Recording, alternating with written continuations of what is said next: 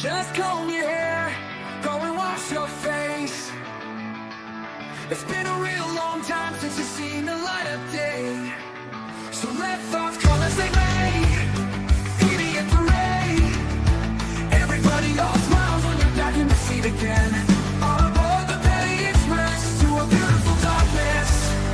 It's full steam ahead to ride the rails to our next destination. Yeah!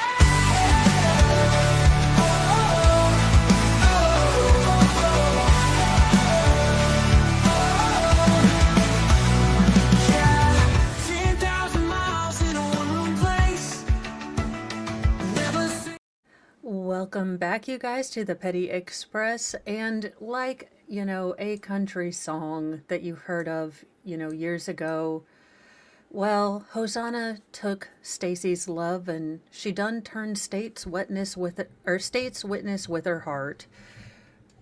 It looks like there might be some fireworks. Apparently, Hosanna's family might have cursed out the blonde defense attorney either today or tomorrow. So there's something to look forward to. Apparently, the judge has to admonish them not to curse at defense attorneys or any attorneys in court, which you thought wouldn't maybe have to be something you'd say, but it is something to look forward to. So we are just going to probably dive right back on in, make sure we are at 1.25, and get this show on the road. Finally, it says, don't be stupid, play dumb, it's all good, turbo muffler. Don't be dumb, play stupid. How did you take that? Just, let's play dumb, just act like I didn't know anything. Pretty straightforward, right? Yeah. Okay. And then it's all good, turbo muffler. Can you tell us what that's about? That was just a nickname. She would just call me that. She would call you that. Mm-hmm. Okay. And then finally, flush. Yeah. It's a command or instruction, right? What to do? Yeah. You chose not to, right? And Ms. Varela, it's really important that you answer yes or no out loud. We can't pick up the nods on the record. You chose not to. Yes.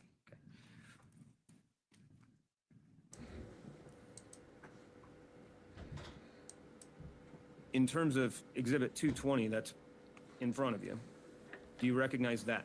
Yes. Was that a collection of other notes provided by the defendant to you? Yes. And does it reference in 220, that physical letter, that you had been exchanging letters with her at the Weld County Jail? Yes. Okay, I mean, it says, I got your letter. Mm-hmm. And to be clear, that means you sent a letter to Ms. Rodrigues. Yeah. Okay.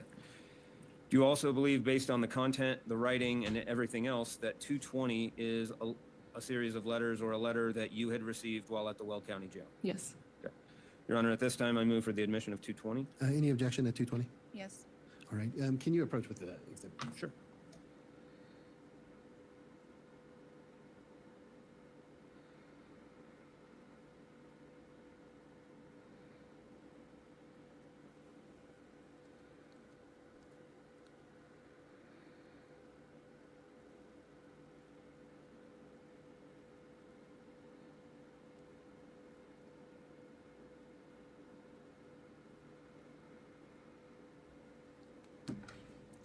Oh my Bob, the ability to have put in a Walmart order and have them deliver it to my door is about the, absolute best thing that this technology has ever created. And Denise Sells, the engine, is stoked for a petty ride. Let's get out baggage stored for the trip. Thank you so much, everyone. There are more sidebars than this than Canton. Ma'am, if you could control your face for just 5 seconds and that lip licking thing.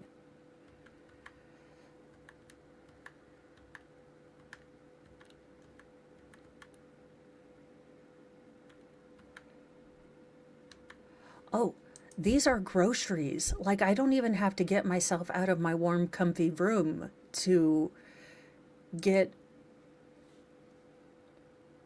I love that she wrote flush. You'd think that if you're in prison on a murder charge, you would, and you were telling the other person not to talk, that they would know to flush. That being said, these two decided to, unalive a man, take his cell phone after a said unaliving on a trip with them, torch his house to destroy evidence, keep said phone with them, change cars to elude the police while keeping same said phone still with them, and then go to their lover's hideout with, again, still phone on them. JKD Buck, I feel incredibly decadent and first worldy, paying the $9 to get it delivered to my house. But, sometimes you cannot go to Walmart, and you, due to your crippling Coke Zero addiction, need, caffeine on hand. Oh, good Lord. Are we rewriting the Magna Carta?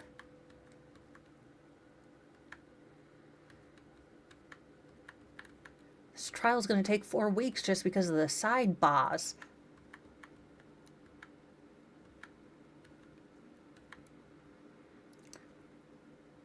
Could she look more just unbothered? To the record, and Mr. Prele, you may publish and proceed as appropriate. Oh, I'm sorry.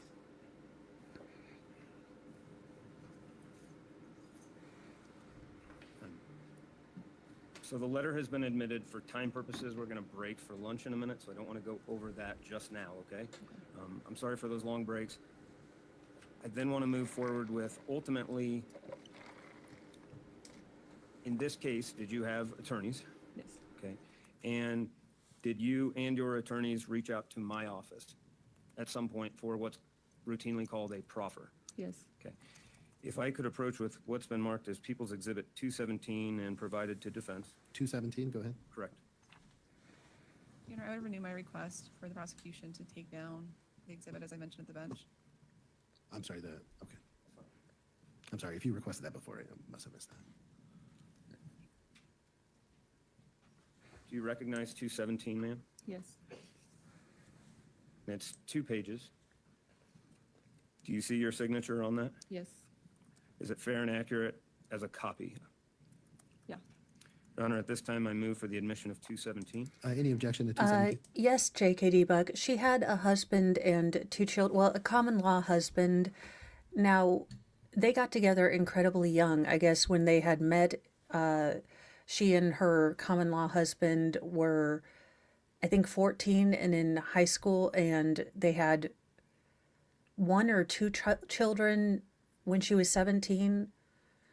And the spice has gone out of their marriage, as it does when you have small children, because, well, look, if you can maintain the spice in your life, to the maximum with small children, let me know what you're doing, because I'm going to need whatever energy drink you're hawking. That being said, apparently she and Stacy were co-workers, and then they became more than co-workers. Okay. And Hosanna was actually the older of the two. Hosanna, I believe, was 26 at the time of the crime, and Stacy was 19. No. All right, the court will admit into evidence states 217. If I could approach with 218. Sure, go ahead.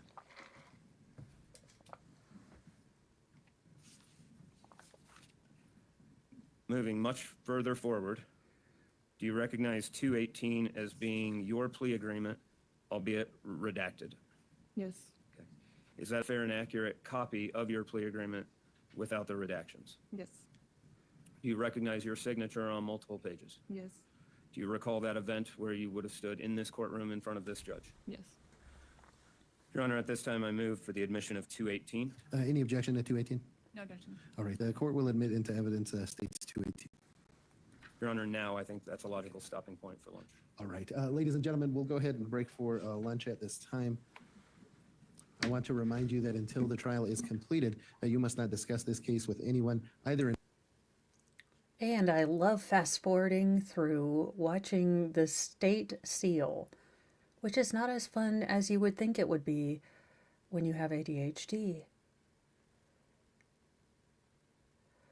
Oh, they just did not pick very...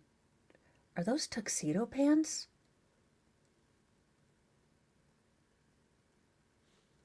We have to baconate here.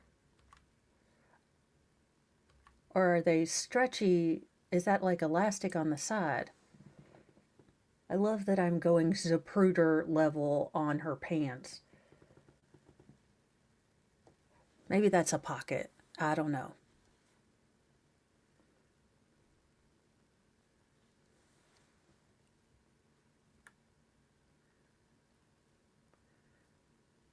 Oh, it looks like she dropped the little spider weave on the front. Or maybe I just can't see it because she's licking her GD lips like a damn lizard. Thank you, Penny Problem Voice, for getting in front of your client doing the lizard person. Oh, why?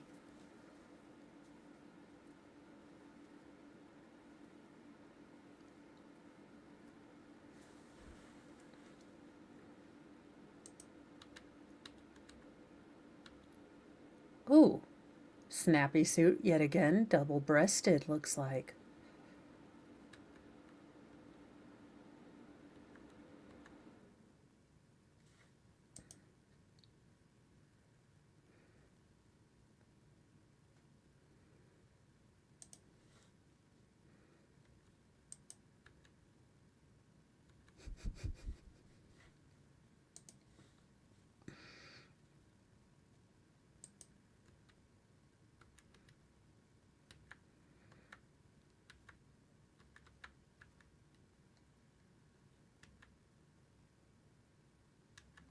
Are you good? Okay. All right, we are back on the record in 21 CR 2296, People of the State of Colorado versus Stacy Rodrigues. Parties are present as previously captioned, and we are outside of the presence of the jury. Any issues from Okay, in my head canon, these two are totally married, and they are just the cutest, sweetest little couple ever. That's my head canon. Anywho. side before we bring the jury in and resume from the state? No. Anything from the defense? Not that I just told, haven't already told the court in terms of scheduling. Just about scheduling. Yes. Okay. All right. We can go ahead and bring that jury then. We'll get started.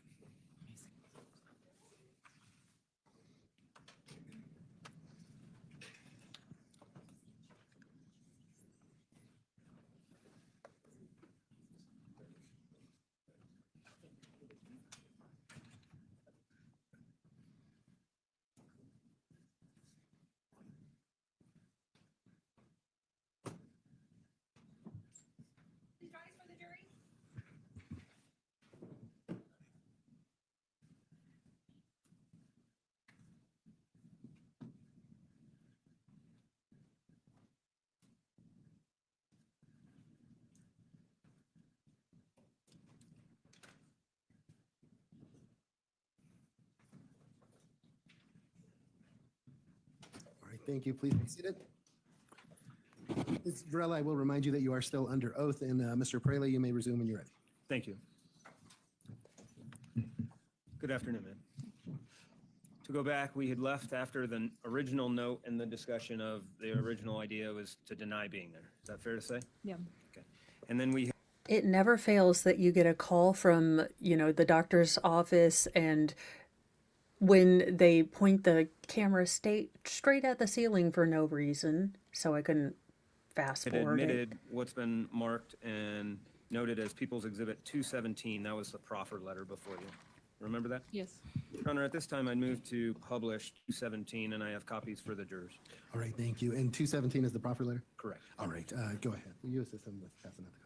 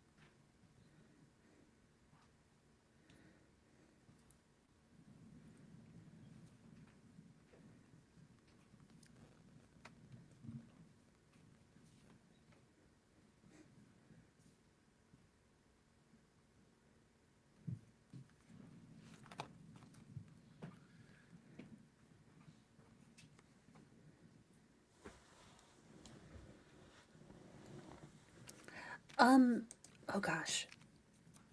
Baby hair. I think they're called baby hair. I could be very wrong, but they kind of swirl them. There's a very special comb or like a toothbrush that you can actually use because if you buy a lot of wigs, that is something that you can do with sort of the baby hairs that you do with wigs. If you want to, I won't. That's more if you were going to wear them, like if you had a wig basically sewn on, if you were going to wear a wig for a longer time. I wear mine kind of as a joke, or not as a joke, but like more as a fashion accessory and not as, actually gluing them down. So, yeah, I probably won't ever do those. Besides, I'm pretty sure that if I were to do that, there could be some people who come after me because of cultural appropriation. Well, they glue them on. There's really strong adhesive that you can put on, but some people do glue in extensions and things like that. The amount of money us chicks will spend to, mess with our hair.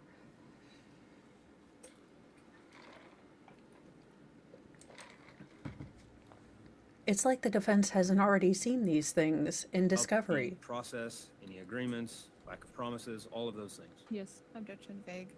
All right, I'll overrule the objection. And ma'am, ultimately, did you give an interview at the Greeley Police Department with Detective Jerry Burroughs Yes. at a later time? All right. Ma'am, in a moment, we're going to speak about October 3rd. What are you feeling right now in terms of nervousness?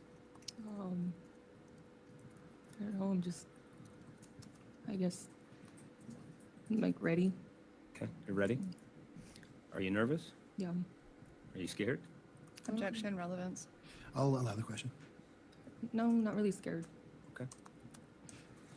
And for You've those of outlined- you who don't remember, but Hosanna Varea has already been charged and convicted with accessory after the fact and several other crimes, and charged for 33 years of confinement. So she's already been given her conviction, everything. Now, if she could be looking at a reduced sentence, but it is contingent on a lot of different things. Her truthfulness in this case, looking at what she testifies to, if it's, the same story and all these other things, she could be in for a reduction of her sentence. But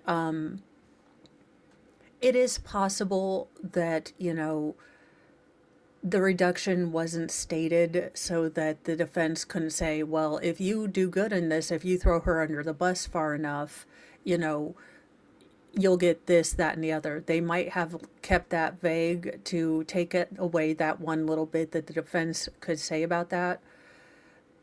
Regardless of what she did or didn't do or striking the killing blow, she still torched this man's house and stole his property.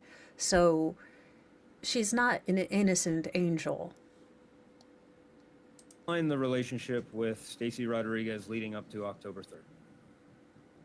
To the best of your memory, starting at the beginning of that day, can you describe to this jury what you were doing, who you were with, and then we'll discuss how that involves Stacy Rodrigues later, okay? Okay. So on October 2nd, I went to a birthday party, and it was my friend's kids' birthday, and she had twins. And so me, my sister, and my kids' dad, and our kids, we all went to the birthday party. I left probably around 8 o'clock, I want to say. And me and my sister went to another party. It was our friend's birthday in Johnstown. And so me and my sister were there. I was driving, and I wasn't drinking too much over there because I knew I had to drive back to Greeley. So me and my sister stood in Johnstown for a couple hours. I had left around maybe 11:30, 12, from over there. And at this time, Stacy's already texting me. Welcome, and Christine. wanting to know, 'cause she wanted to go out. And she's just texting me, asking me where I'm at and, when I'm going to be coming back. And so when I get back to my mom's house, I drop off my sister and I meet up with Stacy. And she's picking me up in her mom's car, the Malibu. And so when I get in the car, that's when I start drinking more heavily. And she's drinking, and it's probably like 12:30 at this time. And we go to Cubetas in downtown Greeley. Well, I mean, I guess if you're charged with red rumming someone, I guess admitting to, well, being a drunken passenger and assisting your driver in drinking. I mean, I guess at this point they're not going to get her for DUI. And I was we're drinking there, slightly. and we're just kind of just drinking and stuff. And I ended up seeing my kids' dad. He was there also. And I think that's kind of got Stacy more. Objection, this is narrative. I'll sustain that objection right now, Mr. Praley, if you'll just frame the answer a little bit here. You go to Cubetas. Who do you see at Cubetas? My kids' dad, Javier. Okay. And Who's what watching your reaction did kids? that have on the defendant? Objection. No, wait. Objection, lawyer. If Javier, the baby daddy's here, and you and Broom Helga over there are at the bar too, then who in the ever moldering F is watching your children? You know, the ones you're supposed to be taking care of, not your girlfriend? Dear God. Is there only one bar in the town that you would have to go there and run into, your baby daddy, like your 27 cousins? And you know what? Having only been in a bar once, realizing that I apparently don't put enough alcohol in my drinks that I mix at home, and not wanting to spend $17 on a drink, plus being in bed by, 10 o'clock most days, bars were never my thing. But who is watching your children? Relevance. And Right. also when we approach. Yes. Oh God, we're going to get 10 minutes of testimony. And 100 days of her being on the damn stand.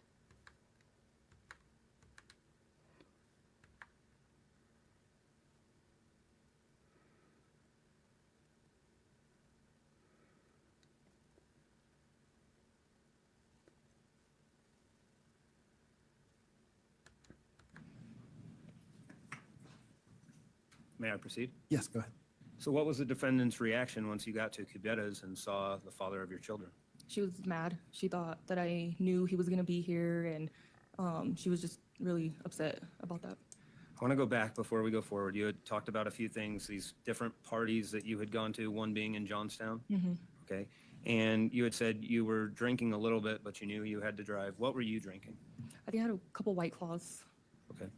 And Ain't then no you law had when progressed in the there's the story to claw. say that Stacy was waiting on you once you got back to your mother's house and that she was wanting to go out. Yeah, Was that wanting to go out to the bars or somewhere else? to the bars. Okay. And then you had talked about, then you started drinking more. Were you the only one drinking, or was Miss Rodriguez drinking as well? She was drinking as well. Okay. What were you guys drinking? My sister had a Hennessy bottle, and I had asked her when I dropped her off, 'cause she didn't drink much of it, if I can buy that off of her. And some, I think it might have been White Claws, like a little. Hennessy and White Claws. Oh dear God. Okay. Well, it wasn't Pabst Blue Ribbon or Natty Ice, but I guess I'll allow it. Or Everclear. If you have not had a near-death experience with Everclear, were you a kid of the 90s? I don't know.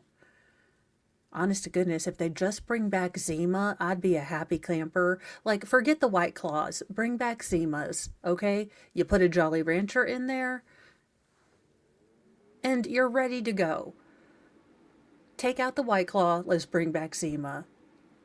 You're welcome, America. 6-pack or 12-pack of those, and I bought those off of my sister, and so we were drinking that. Okay. And by we again, that's dealing with the defendant and yourself. Yes. Okay. Then you go to Cubetas and you express the fact that the defendant got angry about Javier being there. And she was kind of already mad because I was taking long in Johnstown and it was already getting late, and so she was already feeling some type of way. All right, so at the timing as to how long it took, Yeah. and then also to So- the fact that Javier, Would you say she was acting like a woman? Oh, come on. Let's bring in some good old-fashioned woman bashing in here. Was she taking too long with her makeup?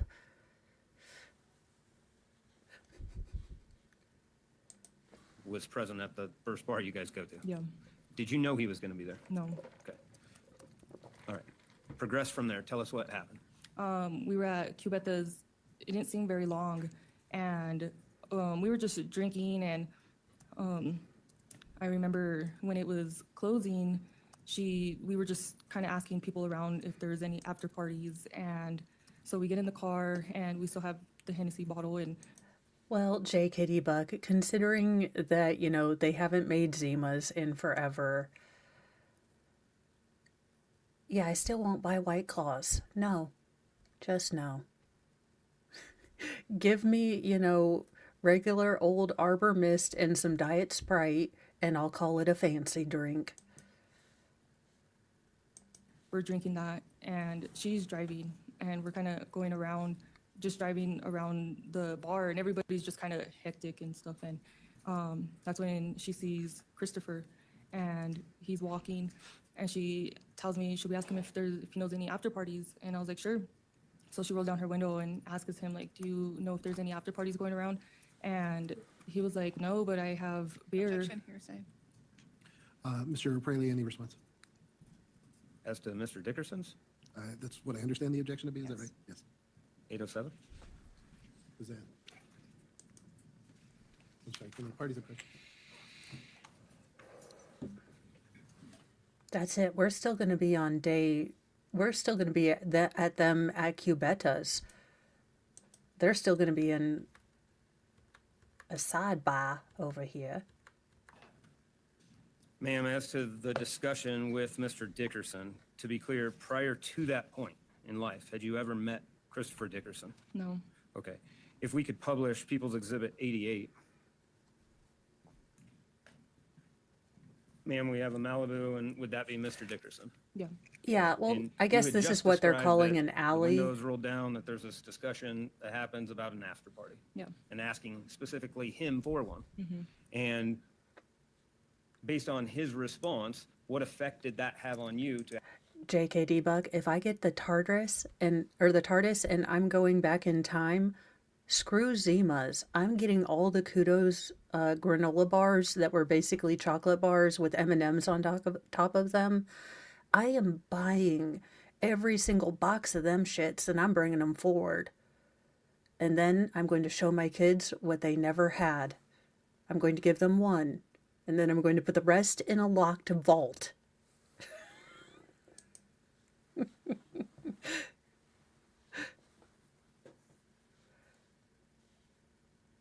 actually go to his residence? He said he had a Ooh. beer and drinks at his house, so that's when we decided to go. Okay. To go back in this conversation, who initiated this conversation about an after party? Stacy. Okay. So Stacy asked Chris to go to an after party. Yeah. Okay. And Stacy was asking you about trying to find an after party. Yeah. So under any circumstance, did Mr. Dickerson walk by and say, hey, girls, you want to come to my house without you guys ever talking to him? No. Okay. All right.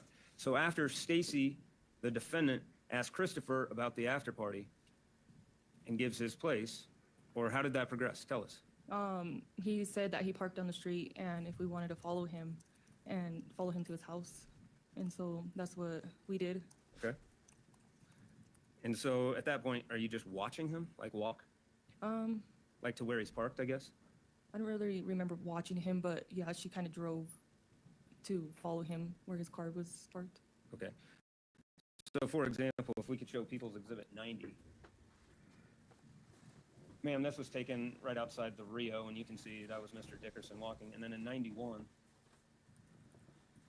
it's been discussed that there's a reflection up in the windows of the Chevy Silver Malibu. Is that correct? Yeah. Does that look right? Yeah. Okay. So after that, do you ultimately then follow him to his place? Yeah. Okay. Take it from there. Describe what happens once you get back to his place. We go inside, and I remember him having Budweiser, and I guess that he was just the first person that told them where an after party was going to be. It seems about as random as that.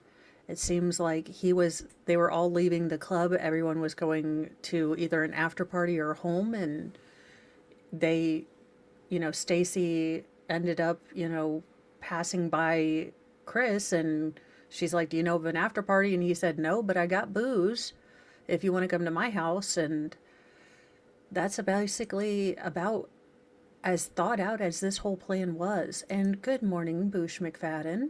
Welcome, welcome. didn't really drink beer, and I did have a couple Budweisers there, and I remember his dog being there. Boosh, and yes. We sat on the couch. But I'm not and pulling that we were up. just kind of making small talk.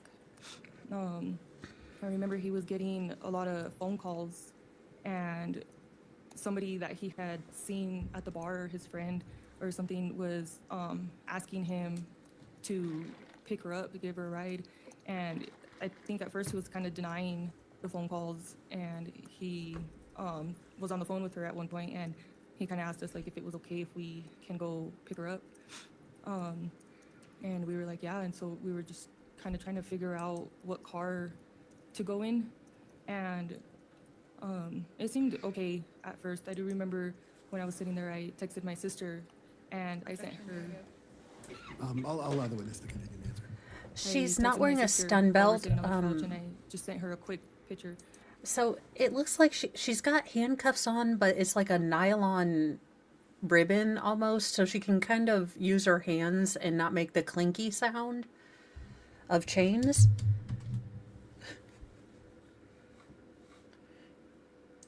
And I was like, oh my gosh, we're at some random guy's house. I keep my location on. And I was like, and I have to tell you something. And that was going to be like, my kid's dad was at the bar and stuff. And she's like, okay. Objection, hearsay. Mr. Parelli. It's context for the other side of the conversation. It's still All hearsay. right. It doesn't sound like it's for the truth of the matter asserted, so I'll overrule the objection. The witness can continue. You can answer me. And so she was like, okay, be careful. And I got to tell you something too. And I was like, okay. And so after, I was just, after that, that's when he was getting the phone calls, or maybe during. And so we were trying to figure out what car to go in. And so when we had first got there, Stacy parked in the driveway. And so we ended up, we're just going to take his car. So I went out to move the car, and then I went back into the garage, and we got in his car, and me and Stacy sat in the back, and he was driving. Let me go through some of that. I appreciate you going through that. When you first go in, you said there was some small talk. Generally, what are you guys discussing? I do remember at one point we were outside and in the backyard, and I don't know if it was before or after when we came back. I'm pretty sure it was before, and we were just talking about JBS and like working. And I remember him saying that he had an interview or something about his work going on, and so. But I do remember that, he was asking me the questions, and Stacey would kind of be like, "Oh, well, I work at JBS," and he was still kind of turning the conversation towards me. Okay. I noticed that, and so I was kind of trying to bring her in the conversation too, so she wouldn't get mad or anything. And just like I suspected, Chris, of the two women being shown, chose Hosanna, and wasn't really talking to Stacy. Now there is a sort of genlennial term called the duff. Stacy may or may not have been the duff of this relationship. He was showing more attention to you than the defendant. Yeah. Okay. You said you're not really a drinker of beer, but that there were Budweisers. Yeah. Now, to be very clear, there's different types of Budweiser products. There's like Bud Light, or there's like Budweiser, sometimes called Bud Heavy, right? Which ones do you think it was, if you remember? I just remember it said Budweiser, and it was a dark bottle. Okay. It was glass bottle. A dark bottle. She didn't have to go like this when you could just say it was a glass bottle, bottle. You didn't have to go one of these things.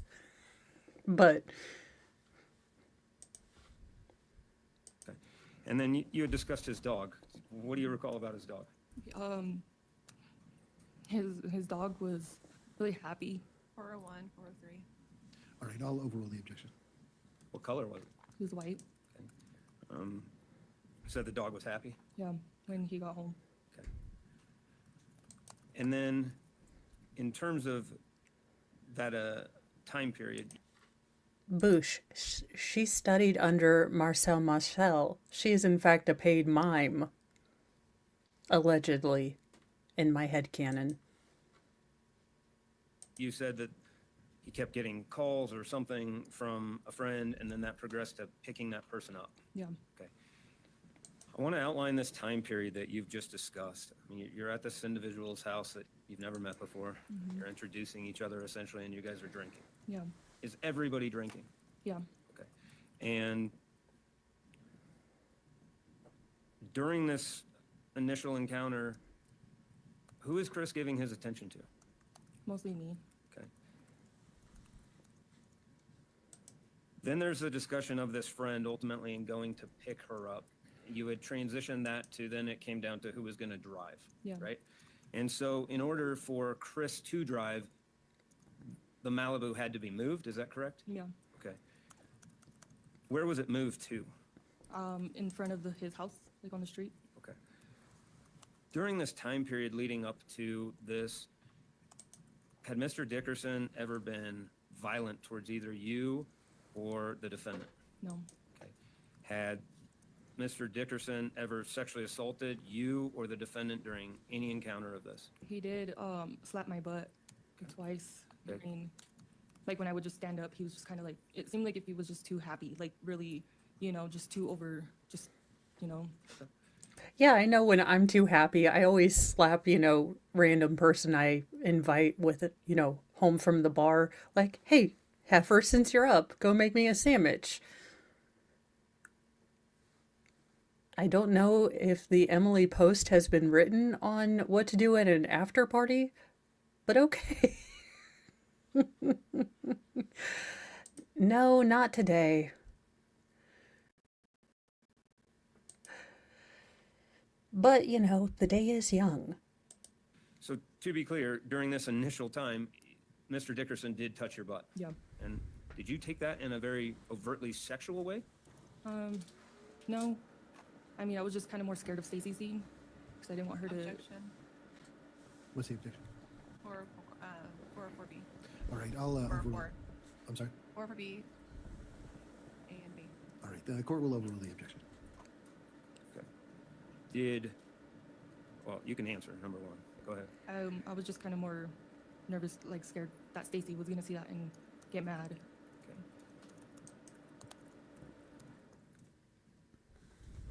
Did you view this as like a massive event or a minor event at the time? Just minor. Okay. I'm And used to ultimately people then, just- does this trip to go pick up the friend happen? Yeah. Okay. Describe, you had stated that you guys both sit in the back of the car. Okay. Why'd you guys both sit in the back of the car? I didn't want to sit in the front, and Weight differential. I don't know why she sat in the back. I think it was just more, I don't know. Why didn't you want to sit in the front? Cause I don't know. Maybe it's because I didn't know him. I'll withdraw. Okay. I You didn't know. Yeah. Did you also know that you guys were going to pick someone up? Yeah. Okay. Did you know the person? Someone that you who were going does to pick know up? him. No. Do you recall who you actually picked up? No. Can you describe them just generally as a person? I know it was a female, and she had a lot of stuff. And when she was getting in the car, she was just kind of throwing her bags in the car, like big duffel bags. And she just was kind of like really kind of loud and just, Can you give any other descriptors of her? I mean, was she short, tall? I didn't really see her because when she got in the car, her bags were like on us, like she's throwing them in the back seat. and I honestly didn't really look at her to see how she really looked. Okay. Tell us about that ride. What was it like? Were you guys talking, or was there music playing? Yeah, it was fun because he had a system, and we were kind of he was just playing music and driving. Are you saying that we it weren't had really good talking because the bass? music was loud, and we were drinking. I think I had my beer, or I had something with me. I'm pretty sure. Okay. And so I mean, it was fun. So when you're talking a system, just for clarifications, are you referring to like a speaker system, like with subwoofers? Yeah, like yeah. Okay. And so it'd be pretty difficult to have a meaningful conversation with that kind of bass. Yeah. Okay. You had said it was fun and you were drinking. Mm-hmm. Was, from what you could see, was the defendant drinking as well? She actually has lost Did she ever weight. say anything to you to She indicate was that it wasn't actually, fun? I would say, a good 50 pounds heavier when she went into prison. She's actually slimmed down quite a lot. Stacy has stayed the same general body shape.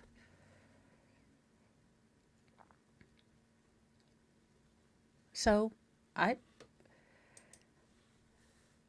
just like, have none of y'all people ever watched Law and Crime Special Victims Unit? You're just drinking in random people's car, going to random people's houses.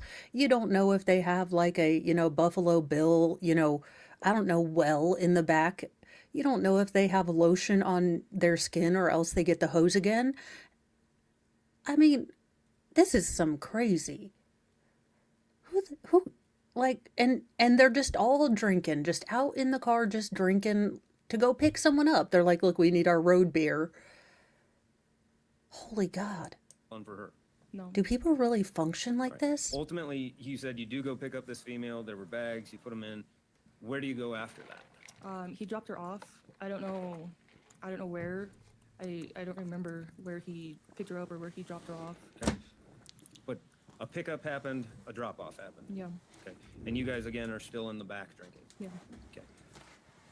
After she is dropped off, where do you guys go? We go back to his house. Okay. Describe what happens once you get back to the house. That's kind of when we started drinking more, and he brought out a bottle, and it was clear.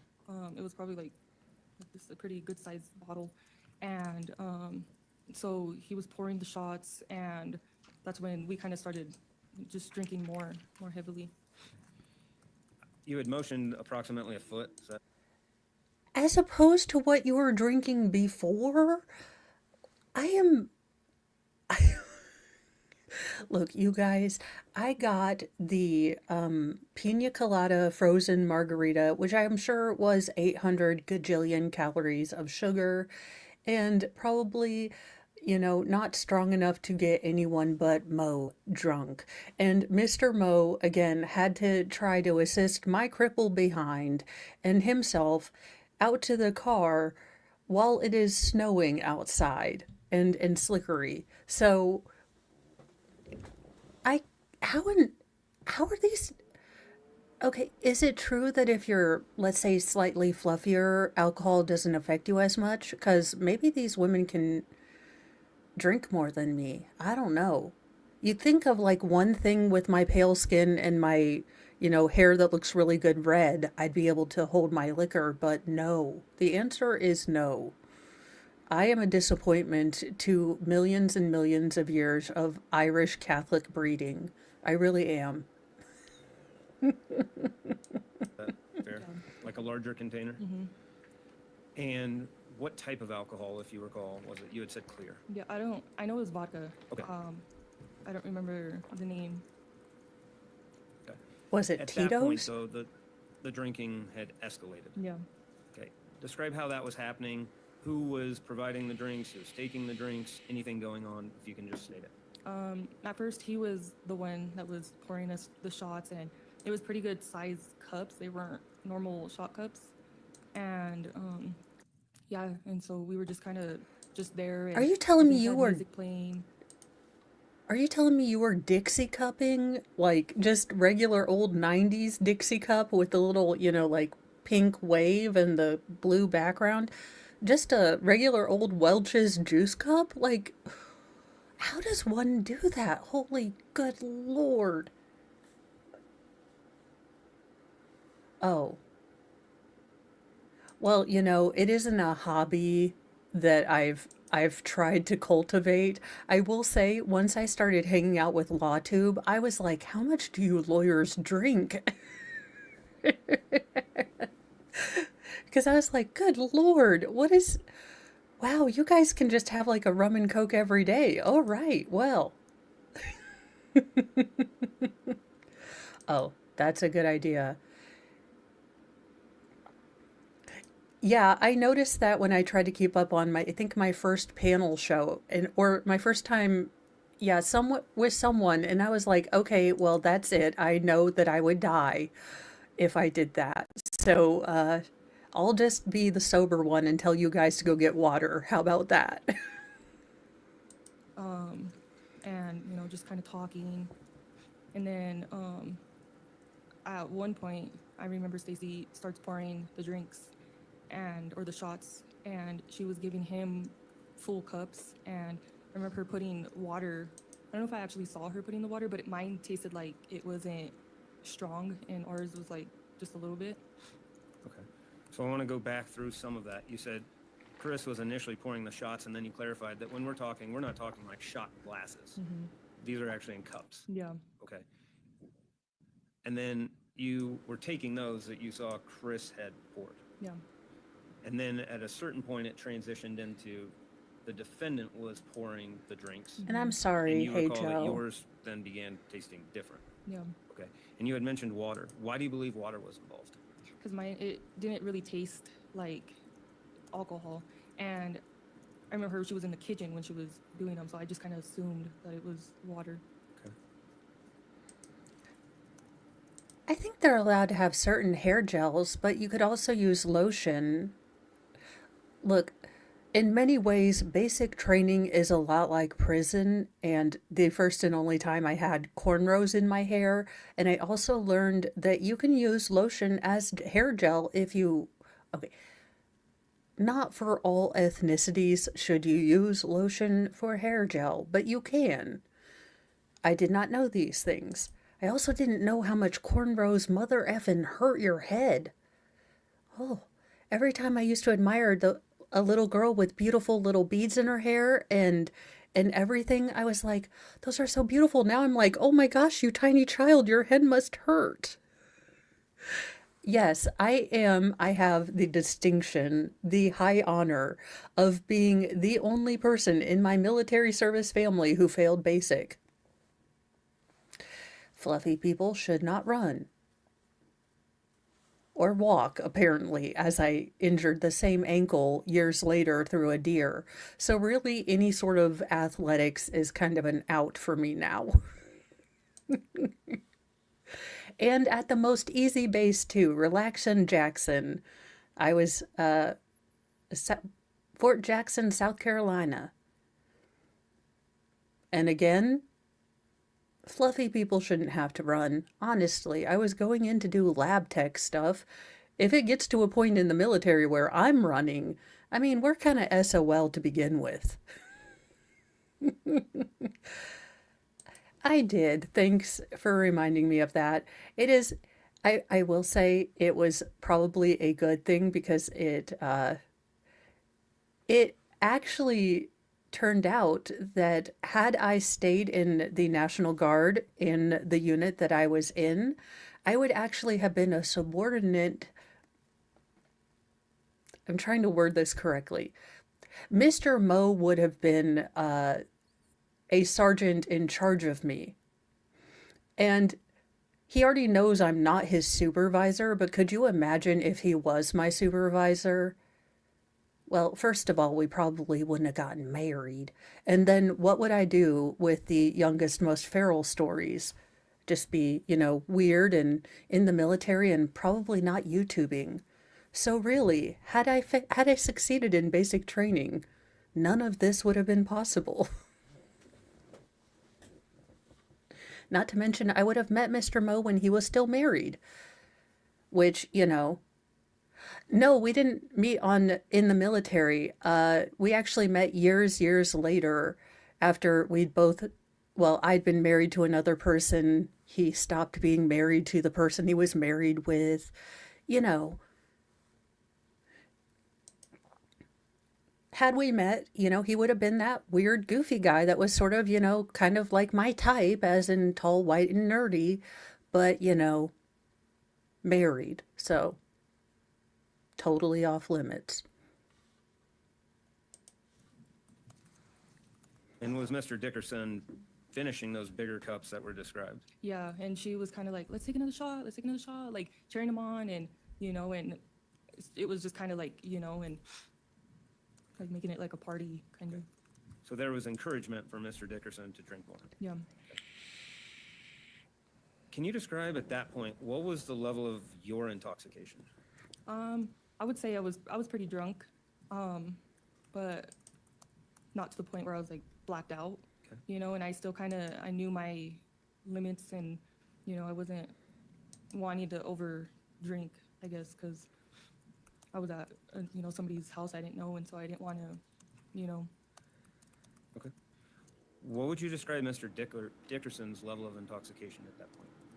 he was getting really drunk. He was starting to like kind of stumble, and I don't know if I remember him slurring his words, but he was definitely stumbling around. So by stumbling around, didn't look very coordinated. Yeah. Okay. What about the defendant's level of intoxication?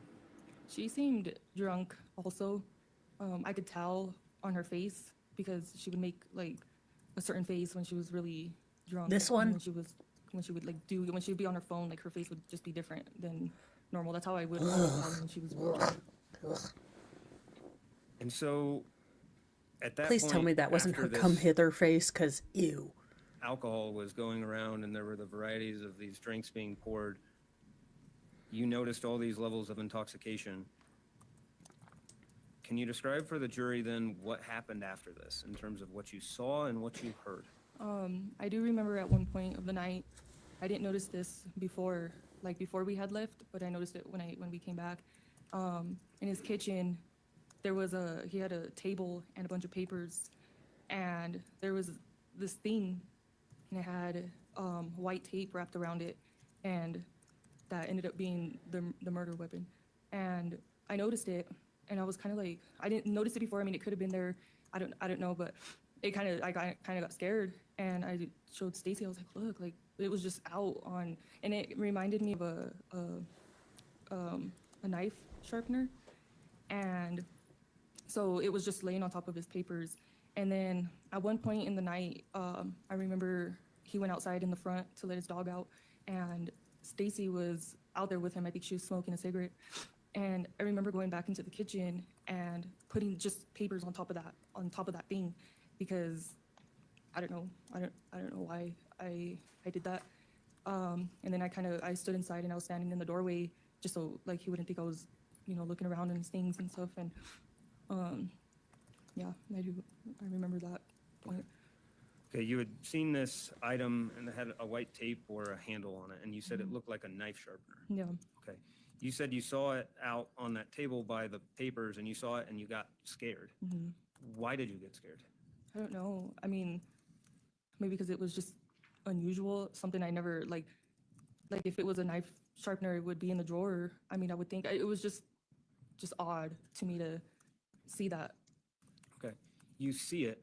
I want to be clear. Had Mr. Dickerson ever held that object in any way, shape, or form? No. Had there ever been discussion with Mr. Dickerson about that object in any way, shape, or form? No. Had he threatened or discussed it at any point during that night? No. Okay. You simply saw it, Yeah.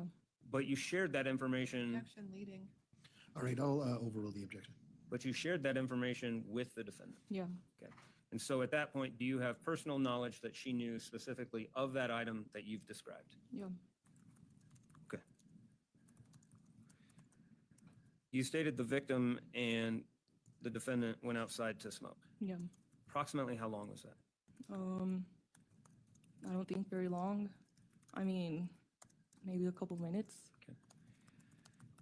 And then can you describe, once they returned inside, any progression that would have happened that night in terms of an argument? Yeah. It had been soon after they came back inside. We were in the living room, and I remember they just started arguing, and I don't remember what it was about. I don't remember kind of, like what exact words were being said, but I do remember Stacy was up against the wall, and Christopher was just kind of like over her and just kind of like bearing over her. And I remember kind of like stepping in, like wanting to like get him off of her. And that's when she pushed him. And she pushed him off of her. And I think he fell, he stumbled and got back up. And he started yelling. And I remember him just saying to get out of my house. And that's all I remember saying, or him saying. At one point, she pushed him on the couch and grabbed a beer bottle and wanted to hit him with it. And I told her, no, like, let's just leave. We could just leave, And she just looked at me and threw the beer bottle. And then she grabbed another one and threw it again on his face. And I just remember him just laying there, and it was just kind of like, he was just kind of bleeding. And she grabbed another one and threw it again at him on his face. And at this point, she's on top of him, like with her like knees, like using her weight on top of him. And then she tells me, she goes, go get that thing. And so I went and I just grabbed it and I just gave it to her. And then she tells me, go to the other room in the kitchen. And so I went to the kitchen, and that's when I started hearing her stab him. And that's when I realized what she was doing. I just remember hearing, like, it sounded like rubber and bone. And I remember thinking, like, I should leave through the garage. And then she calls me into the room.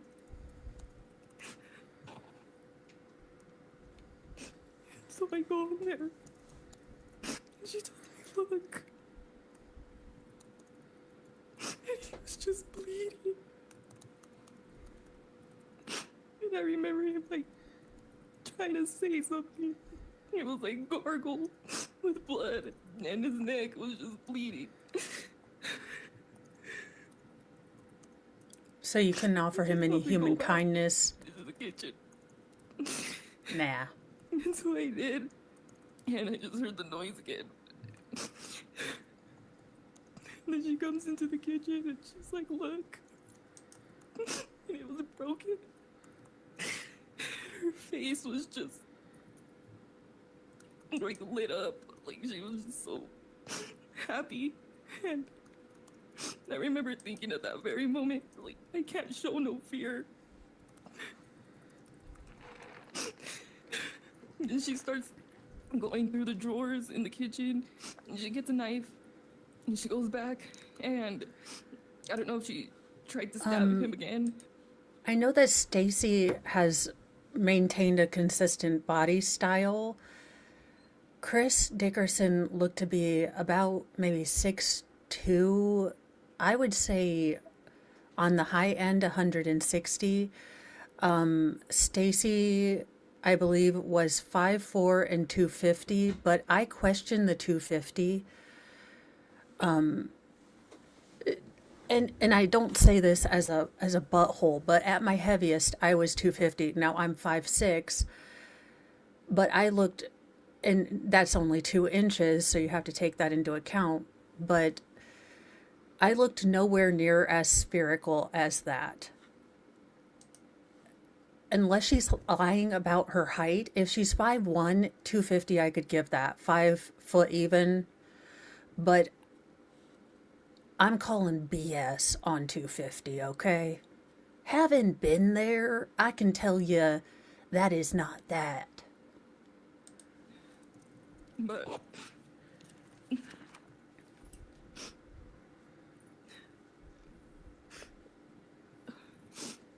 and so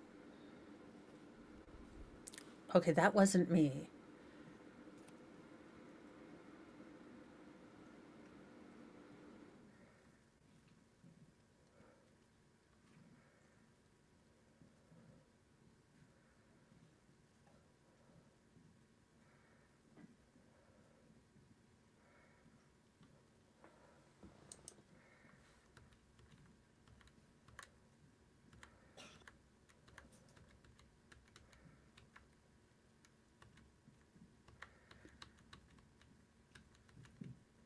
I don't know if they're giving her a break to reset. The court is back on the record in 21 CR 2296. People of the state of Colorado versus Stacy Rodrigues. Parties are present as previously captioned. We come back after our afternoon recess, and we are outside of the presence of the jury. Anything from the state before we resume? No, sir. Anything from the defense before we resume? No. Okay, so what they might have done is have taken a break to let her resettle herself and then just thrown or rolled that in with the afternoon break. Sorry, I am keeping an eye out for a text from Mr. Mo, so I keep looking down. Normally I kind of ignore my phone, but am making he's traveling up somewhere and I'm making sure that he arrived okay. He might have forgotten to text me. Kind of understandable, but I will be texting him again. Thank you. If we'll bring the jury in and we'll get started.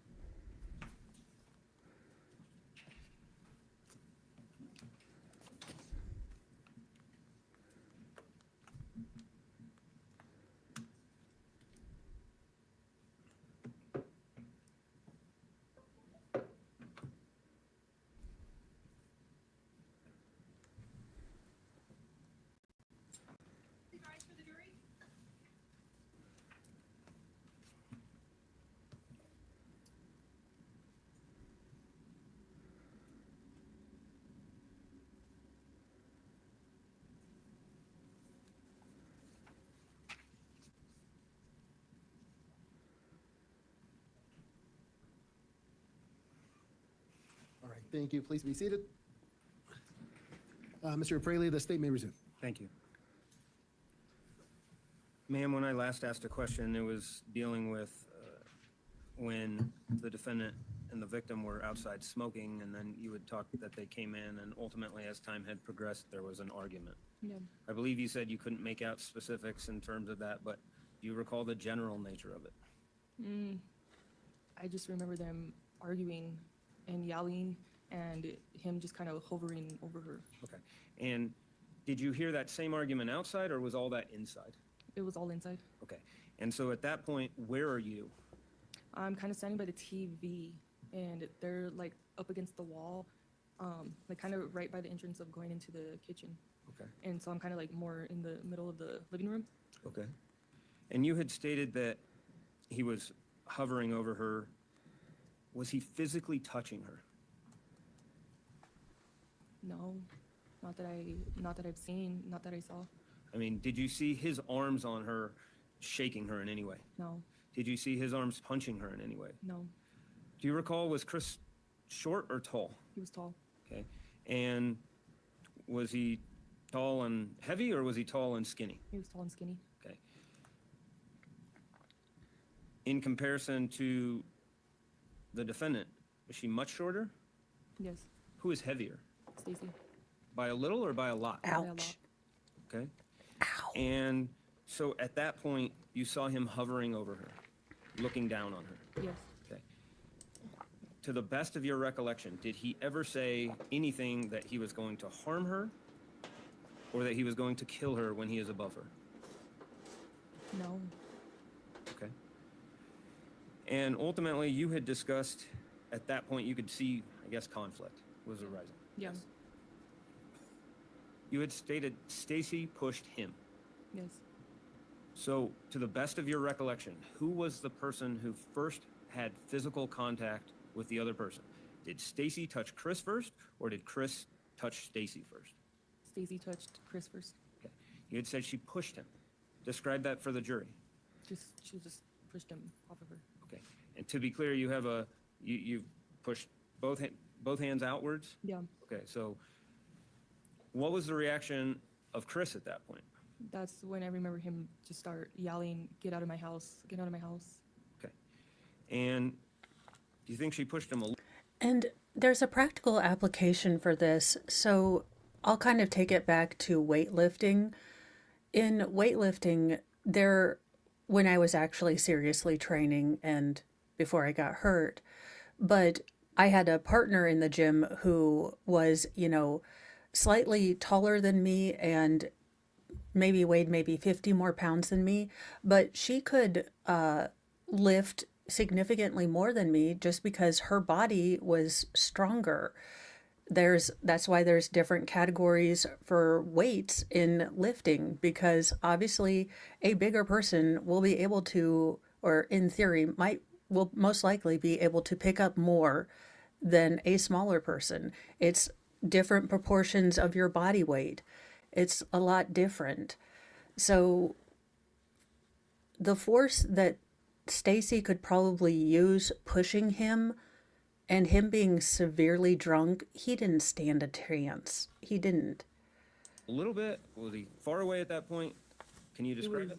I think he had fell and more closer to where I was, and he had gotten back up and was just saying, "Get out of my house."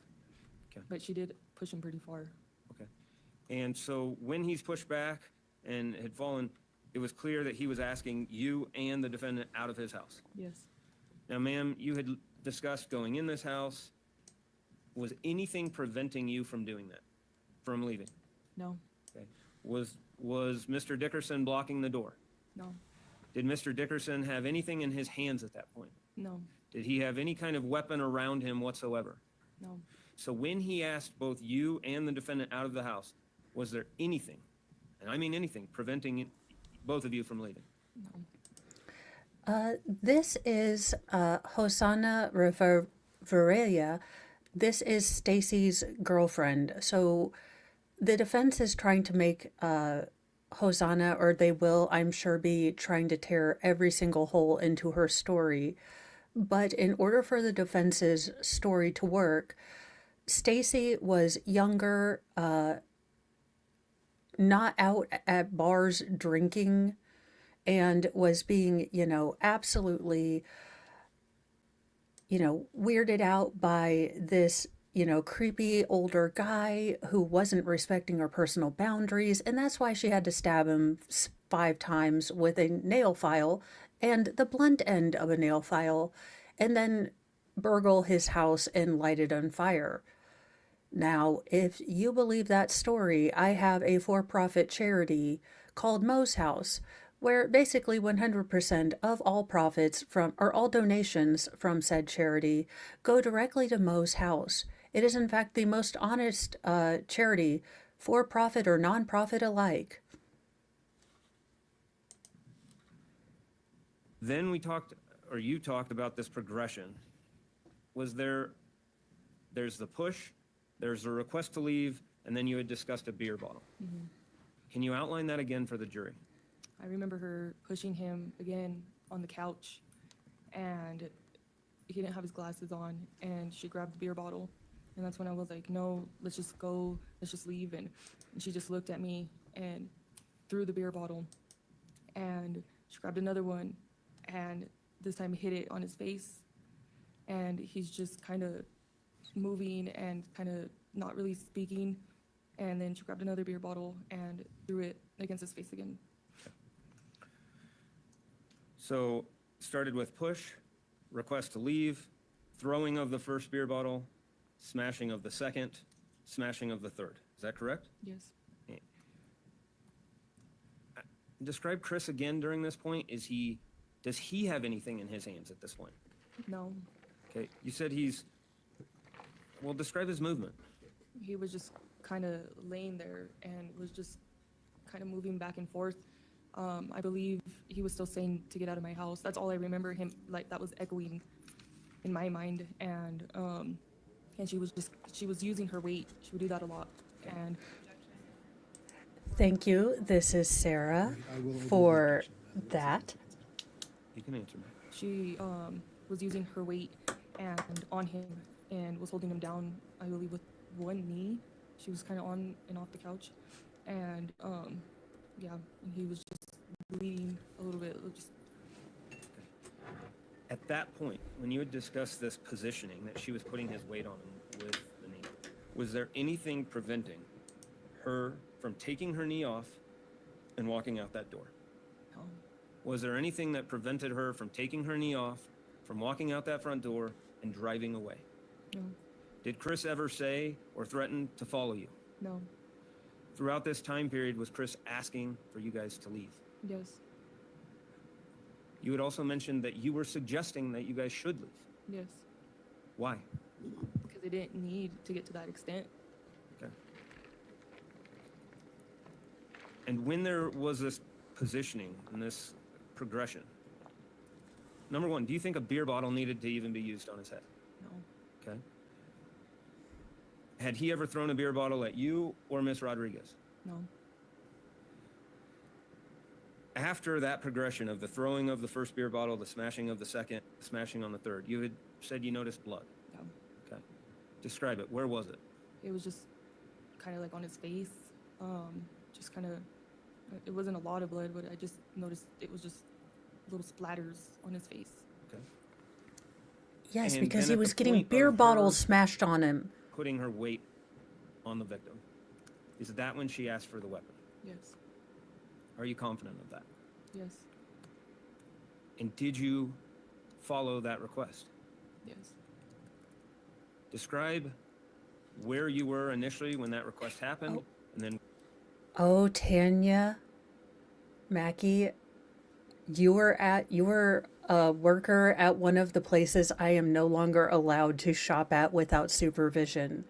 I think these are actually curtains from Walmart, but I have fabric in my stash that is this pattern that I want to use to make a garment. When I can of course, work on, sewing and take my time and not sew like a chaos demon, which means, tack down. What are we going to do with tack down?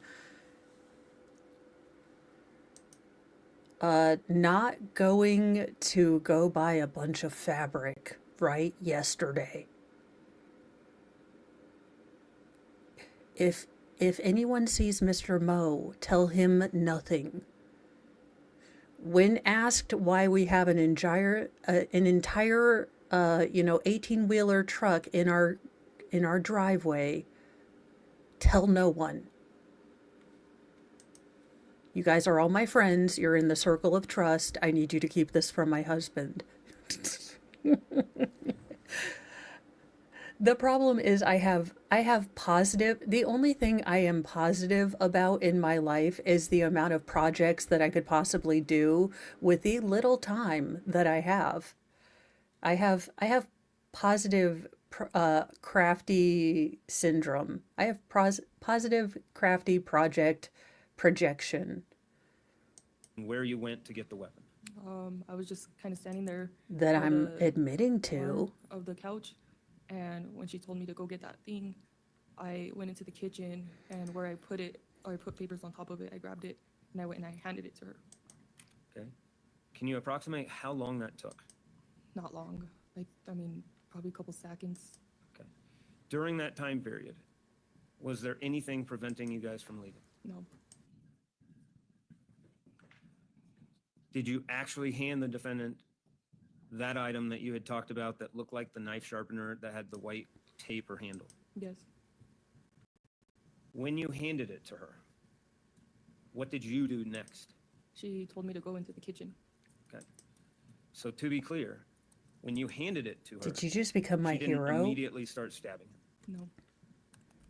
She was able to tell you something, Yes. and you listened. Yes.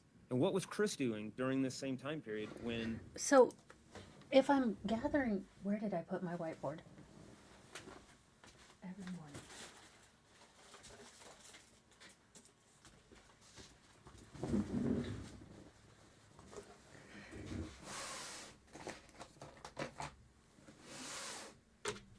If I'm gathering what they're talking about, I've seen one. I'm not allowed to play with Mr. Moe's power tools or any sort of tools because, well, why should I need to get a screwdriver when I can use a butter knife like every woman knows, ever?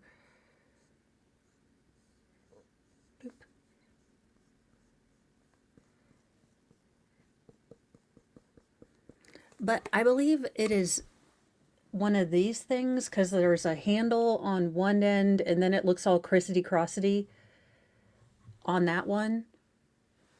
So, and she stabbed him with the blunt end. The blunt end.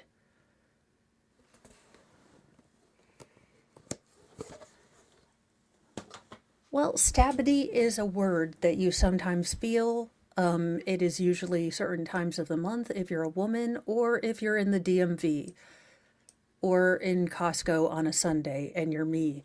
I don't know. You went to go get the weapon, you came back, and then you were told to go near the kitchen. He was just laying there. I don't really remember him trying to fight his way up, but like just with her weight, he was just kind of moving and kind of out of it a little bit after the beer bottles. Okay. Like in a daze? Yeah, Did he seem to still be conscious? yeah, Okay, but not moving a ton? mm-mm, Not flailing around? no, Okay. Not dramatic movements no, where his body would alter from one second to the other? no. Oh, Relatively stationary? I did not know that. All right, I'm sorry, I'll sustain that objection, Mr. Fraley. Was he relatively stationary? Yes, he was in one spot. Okay. And then after you handed the weapon and went to the other room, describe again what you heard. Objection, this has been testified to. At this point, it's improper under 403. Give me just a second.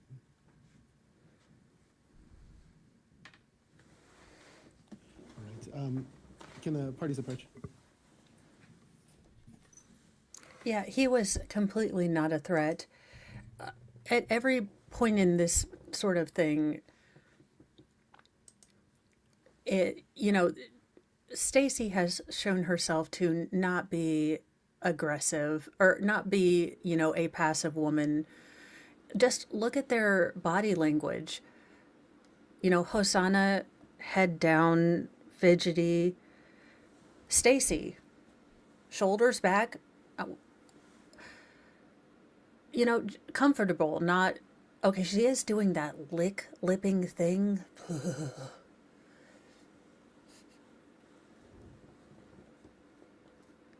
See, Mr. Moe can't use those things around me, those Ma'am, at knife this thingies. point, are you hearing the stabbing rather than seeing it? Yes, Okay, and you had described that aspect of rubber and bone. Where are you located? in the kitchen. I think I was standing by the sink, like in front of the sink. My back was leaning on the sink, the cabinet. Okay. Would you have had a line of sight to see the stabbing then? No. Okay. You had mentioned before the break that you were thinking you should leave and you were wondering about going out the garage. What was going through your mind at that point and why? I just remember thinking that I should leave and go through the garage, but I didn't know how to open it. And I don't remember thinking anything else. That was just one of my main thoughts. Okay. Before the break, you had talked about being called back into the room. And then at that point, are you actually able to see? Yes. Okay. You had talked about both your sense of sight that he was bleeding and then hearing this gargle. Yeah. Can you describe the gargle more? It reminded me of my dad. Objection, 401 and 403. All right, I'll overrule the objection. You can answer, ma'am. It reminded me of my dad. When he was passing, he had that like a gargle sound to it, but what I was seeing was that he was gargling on his blood, and Was it obvious that Mr. Dickerson was struggling yes, and severely injured? yes, Ultimately, you said you went back to this kitchen yeah, and you generally heard the noise again. yes, So at times you're transitioning from seeing to hearing. yes, Fair? And then there was a discussion of the weapon being broken and that being shown to you. yeah. Can you describe that in more detail of what was shown, what it looked like at that point?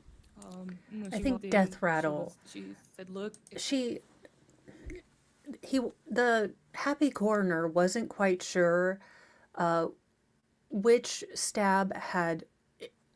in sequence had nicked his carotid artery, but I want to say that the file had gone through both the trachea and the esophagus, one of the wounds, and then one had gone back into the spine. So he would have passed very quickly without distinct medical help. And stabbing him again was not the, 911 operator approved action. And she was just holding the bottom piece of the weapon, so the white part, the white taped part, and her face was just glowing, like she was just more excited about it. So the weapon you had seen, I guess, on the initial counter that you, earlier in the night, it was very different now. Yes.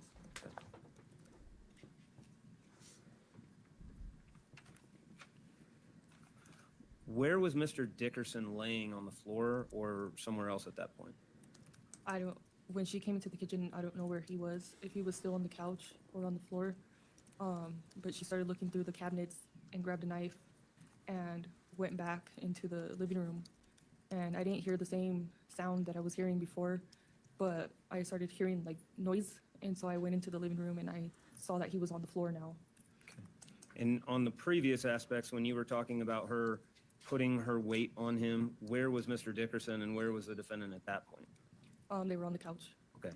And so that was on the couch. And so was he laying across it or was he generally sitting? Or describe that. His head was like where the armrest was at the edge of the couch, and his head was kind of like on that, and his body was just all laying on the couch.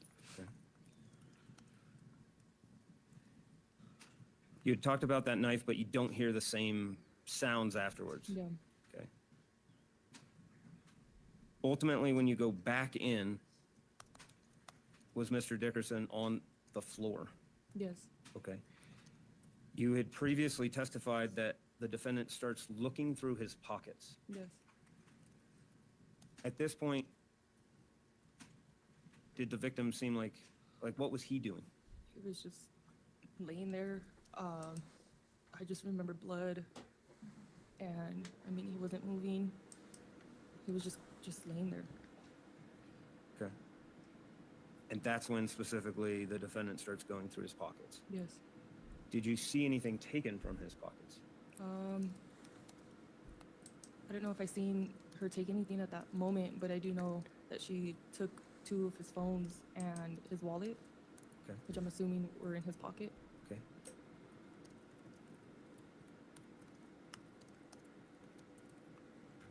And then you had stated afterwards that she went into his room. Yes. Where are you at this point? I'm kind of just standing where the kitchen and the living room were, and when she went in there, I followed her in there. Okay. Describe that inside that room. I remember it as kind of like a fog, like it was just a lot going on, and she's just taking everything down from his closet, clothes and stuff from up top, and then she's putting it on the bed. And I remember walking around the bed and I seen that gun, and I kind of just showed it to her, and she's just going through all his drawers and looking at everything. Okay. And then you had been asked to go back out and watch. Yes. You had talked about Mr. Dickerson's stomach rising and then stopping. Yes. Okay. Was that the last physical observation of him really that you had? Yes. All right. Now that you've described how he was murdered until you believe he took his last breath, okay? Yeah. During any of that time that he was alive, minus what you've discussed of being touched on your butt on 2 occasions, is that fair? Yeah. Was he ever physically touching you in any other way? No. Was he ever physically touching the defendant in any way? No.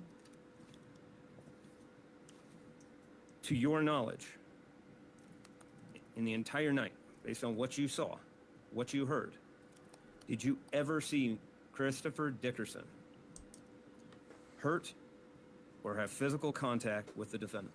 No.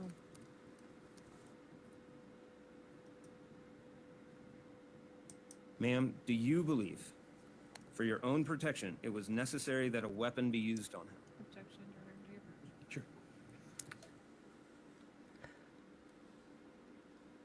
Well, because she couldn't say that to her, because if she says, was it reasonable in your opinion that Stacy, attacked him. Well, then they're going to say that that is speculation and she can't answer. But if they ask if it was reasonable for your protection, because Stacy could act in defense of others, that is also a justifiable use of force.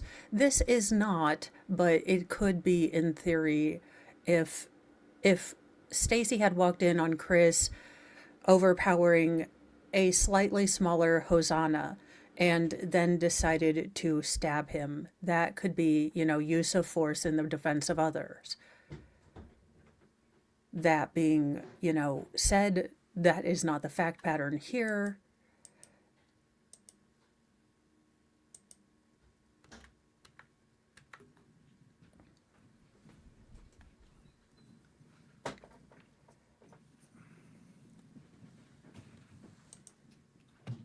Oh no. Ma'am, as it pertains to Mr. Dickerson's actions that night, did he ever state that he was going to do something immediately after that never occurred? For example, did he say, I'm going to kill you guys? No. Even without that statement, did you ever believe he was going to kill you? No.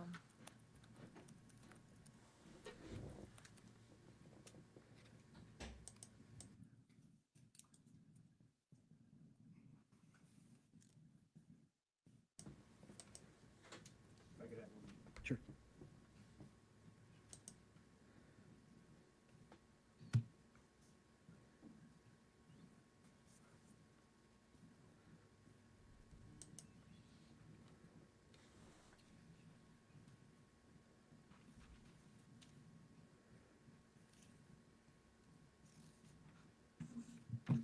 All right. Ma'am, going back to that aspect in the room after Chris, you believed he was dead at that point, right? Yeah. You said there was this taking of all the stuff out of the closet. And ultimately, was a backpack used or a discussion about a backpack, I guess, in your... Yeah, and I remember her giving me gloves too. They were like work gloves. I don't remember if I actually wore them, but yeah, she gave me a backpack and it was full of stuff and she was putting stuff in it. And that's when she told me to go to the car with the backpack. Okay. And so you left with some stuff Yes. there that was handed to you. Yeah. Fast forwarding to later, you had mentioned that there were phones. Was there also a ring? Yes. Well, can you describe the ring? I just remember it being just like a wedding ring. I mean, Okay. For a man or a woman? As you're waiting out in the car, you Question had mark? said that you're waiting there for a while and you wanted to call your sister. Ultimately, you didn't call your sister. no, You also didn't call 911. no. And then, at some point, did the defendant come out of the residence? Yes. Okay. Did she sprint out in a panic, or did she walk up to the car? She just walked to the car. Follow-up question, could she sprint? I feel like that was an unfair and leading question because, let's be real, sprinting, Stacy, like, your goddess Mo, we are not a running people. We are not a sprinting people. Me for different reasons than her.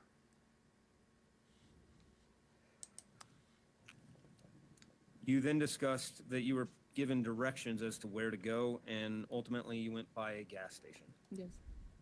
To the best of your memory, where was that gas station, or what area was this in?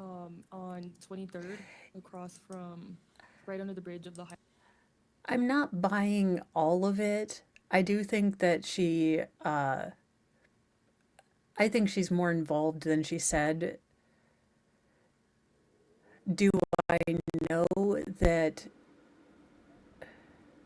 Has Stacy done herself any favors by dissuading me that this wasn't more of a her thing based on how she looked at the autopsy photos?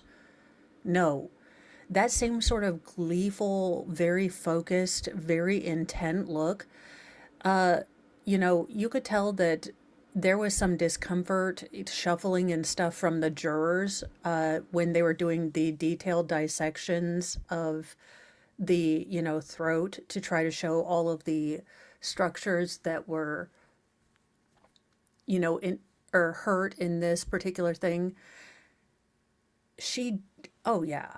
Yeah, she definitely had more of a role. My guess is that they were going to rob him, that they both decided, hey, look, you know, they got there, they got to his house, they realized no one else was coming over. You know, Stacy probably saw him touch Hosanna's butt a couple times, and, you know, they probably hatched a plan that, you know, they were going to rob him, and you know, maybe he caught wind or he figured out that they were drinking less than he was, or Stacy said something and then it turned into a murder. That's probably more what reality is than I was, you know, on my way home from church, you know, and we were going to confession, and then this guy lured us to his house with booze. Highway 34. Okay. So if we were able to, I guess, detail an aerial Highway 34, pretty common here in Greeley, right? Yeah. And then 23rd Avenue? Yeah. Okay. At that point, you had stated your role was to pay for the gas. Yes. Did you do that? Yes. Okay. And you stated it was with $1. Yes. Was that like $1 cash, or was that like you used a credit card? It was a dollar bill. Okay. And ultimately, do you believe that a bottle of or bottles of gas were filled up? Yeah, 2 bottles. Okay. Ultimately, you went back to the scene. Yes. Did you actually go in? No. Okay. So do you know anything that the defendant did inside that residence when you go back that second time? No. Okay. So you don't know what was used or what wasn't used? No. Okay. You just sit out in the car and wait. Yes.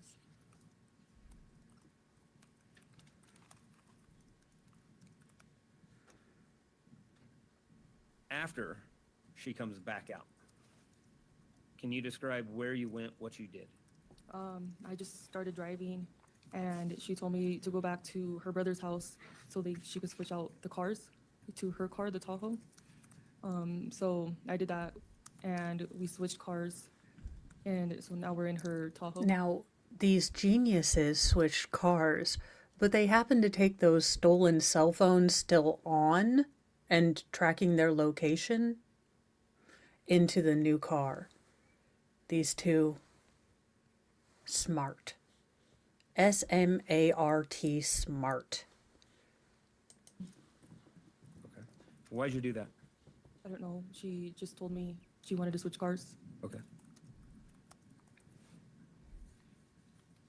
Can you describe then, after that event, after October 3rd, and the days and weeks leading up to it, or to your arrest, without going into specifics, how was your general relationship with the defendant? I mean, her abuse got worse. Objection, Your Honor. All right. Can the parties approach? Well, she also hasn't said anything about abuse. She has talked about her jealousy, and she's alluded to some things that, you know, if you know what you're looking for, sound controlling, and some of her behaviors displayed, and how she's kind of always trying to manage the moods and behaviors in her telling of Stacy do indicate that she, at least in her telling of it, was not the more dominant partner. I do find that to be very odd, considering that she was 26 years old and Stacy was 19. But, you know, I guess she's going to try to sell it.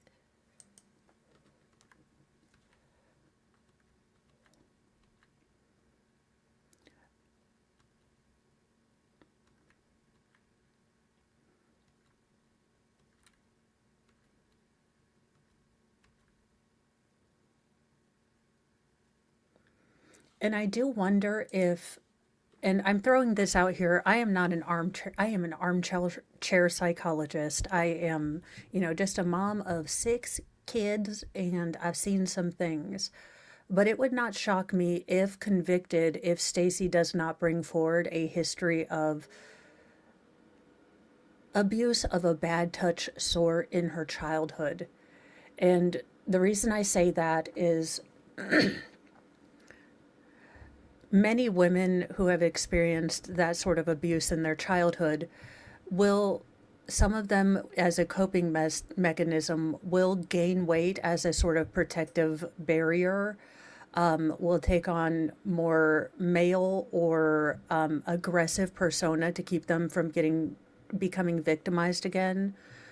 So I would be not shocked if she does get convicted. We don't bring everything back to a history of abuse, and then any touch that she doesn't welcome, that she is not, the initiator of, especially from a man, she could go into very violent reaction. Now, to this extent of violent, no, but I've seen some things, and look, you don't want to startle me because I have a very big reflex about that. So but I was born tightly wound, like just from birth. So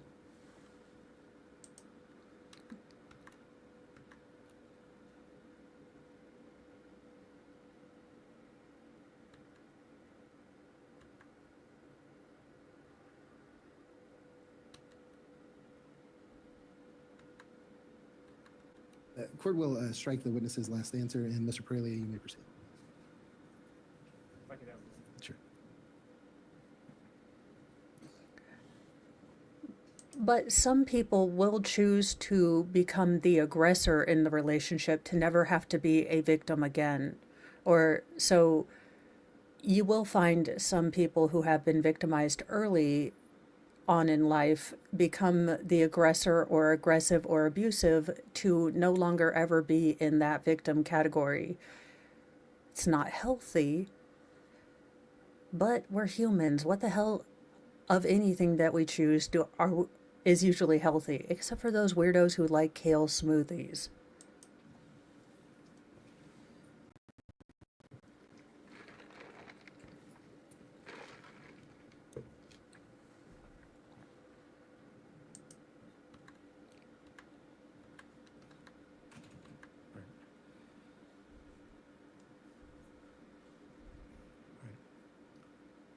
Ma'am, after this event, did you continue in your relationship with Ms. Rodriguez? Bye. Have a good day, And Heidi. specifically, I'm just asking in general,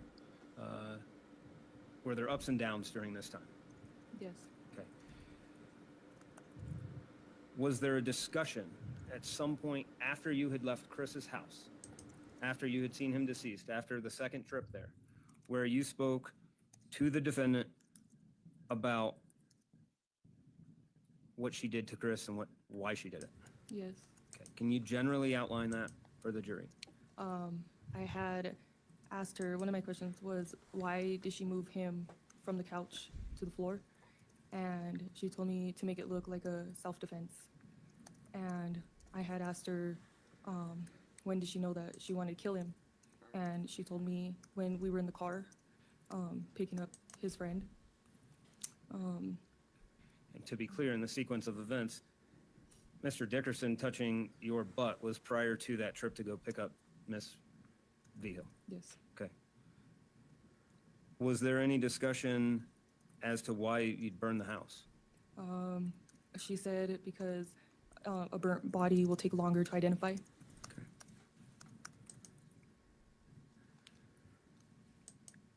I want to republish. What the hell was Stacy doing in her childhood years? Because does Stacy have other bodies? Stacy's over here, according to Hosanna, like, look, no, if you burn them, it's going to take like 104 years to figure it out. Also, we're going to need, to change cars and everything. It just, okay. Sure. People's But Exhibit keeps the phone with them. 205. If I could approach. Yes, go ahead.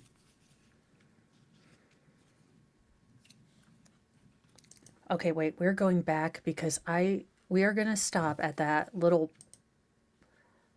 All right, maybe we can get a closer look up at it. Dang it, it was. I'm thinking his barber sneezed. His barber sneezed. He was trying to get a really good fade on that right that part by his ears. He sneezed, and unfortunately, he's bald for a little bit. It has been bothering me all trial. And there's not one on the other side. Wait, we're going back because this is important, you guys, just for me. All right, we can see clearly-ish that there is no coordinating bald spot on the other side. His barber did in fact sneeze.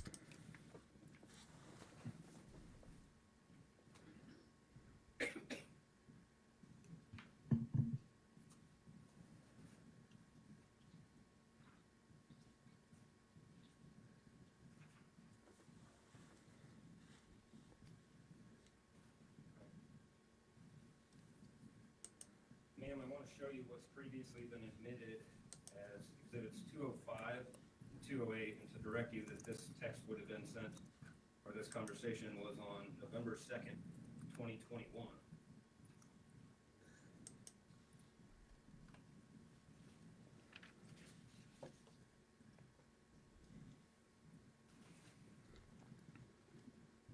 Okay. Do you recognize that, ma'am? Yes. Okay. And was that a conversation you were having with the defendant? Yes. Can you explain at the top of that, this aspect of you not taking the ring off? She just wanted me to wear the ring that she had bought me. Okay. And so, And to be clear, this What exactly tense is boughten? I have very few pet peeves because I am a grammar spelling outlaw. But again, I ask for everyone in the room, what tense is boughten?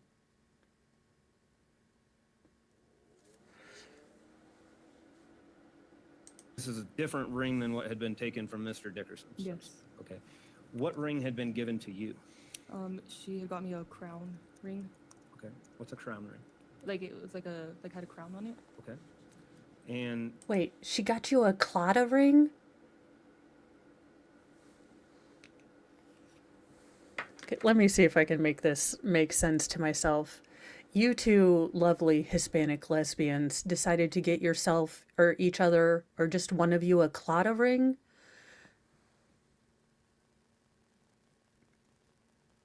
Okay.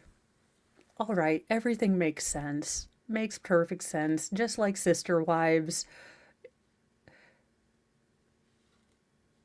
Yeah.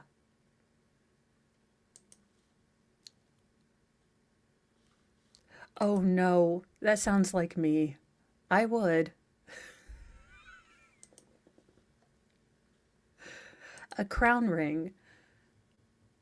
Oh, because she's a queen. Oh God. Oh dear. Oh. Well, okay. That's can you sweet. approximate when that ring was initially given to you? It was in April of 2021. Okay.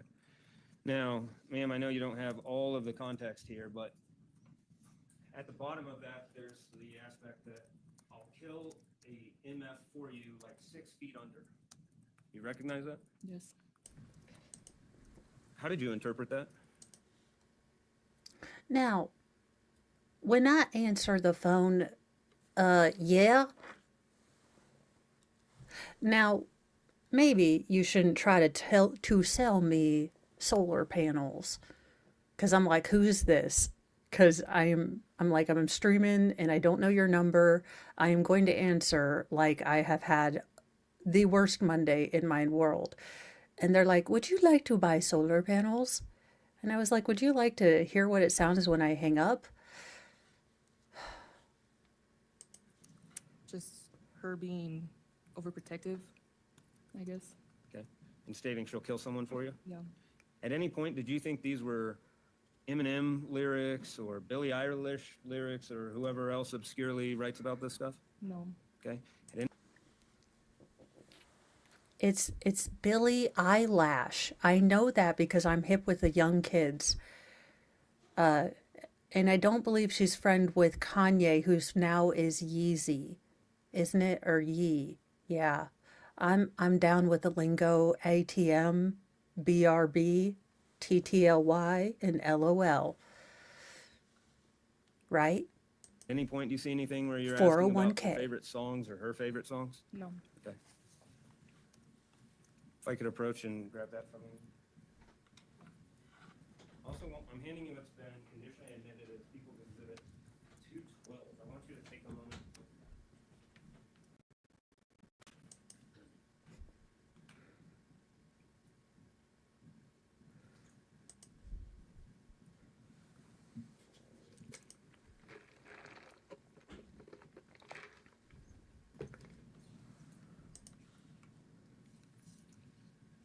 Okay, see, this is the stuff that would irritate me in school because people took so long to read, but I didn't realize I just I'm also read gonna approach with incredibly fast. 136. 136, okay. You can keep reading and reviewing both.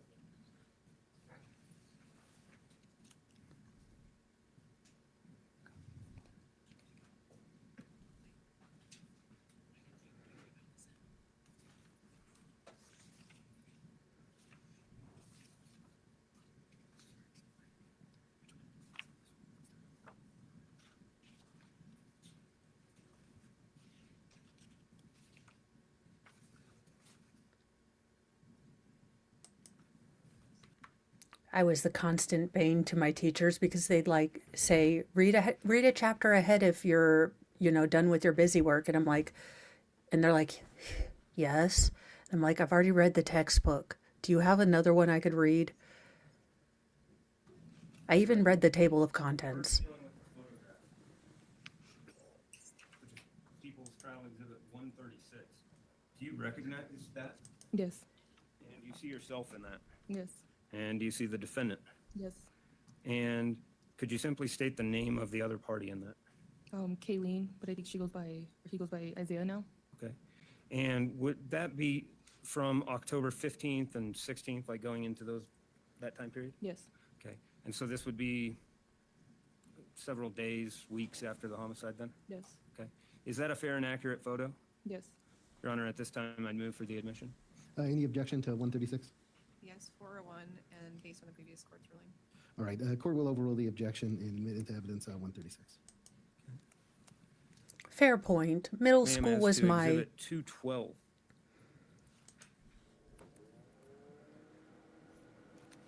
At the time of the homicide and then until the date of your arrest, what type of phone did you have? An iPhone. Okay. And as part of your iPhone, did it have the capability of making notes? Yes. Is that simply on the phone where you can type notes and then write whether a note of things to do or a diary? Yeah, it was an app that was already on the phone, and you could just write your grocery list or kind of anything in it. How did you use your notes section in your phone? I used it, I guess, as a diary, I would say. And Why? in the days and weeks, Like, you want Google to know or Apple to know all the things that you hide in your innermost self? I mean, Apple already knows about your outermost self and your location. But, I mean, you seem like the type that would be okay with Steve Jobs knowing, like, your personal bits and bops and boops. after the homicide, did you write several notes that are contained on Exhibit 212? Yes. Okay. Have you been able to review Could those just be termed loosely as a confession? these? Yes. Are they fair and accurate? Yes.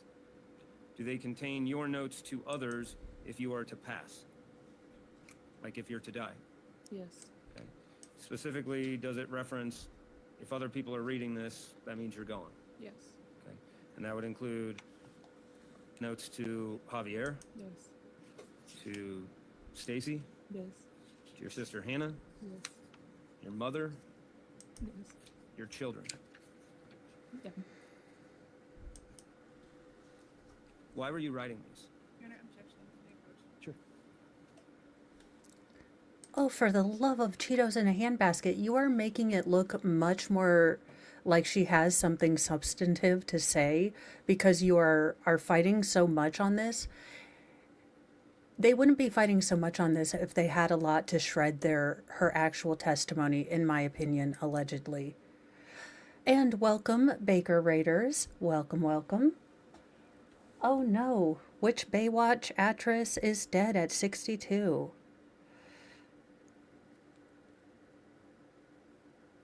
Come on, don't tease me. Okay, how are you going to put something on my phone, Fox News, and not explain right who the hell from Baywatch is dead? Well, hey, Valhalla. Hope all the kids are good. Oh, for heaven's sake. There are more sidebars in this than in Canton, and y'all are shocked. Well, now I'm just nosy about who from Baywatch died, so I'm trying to look up that information too while we're waiting on sidebar.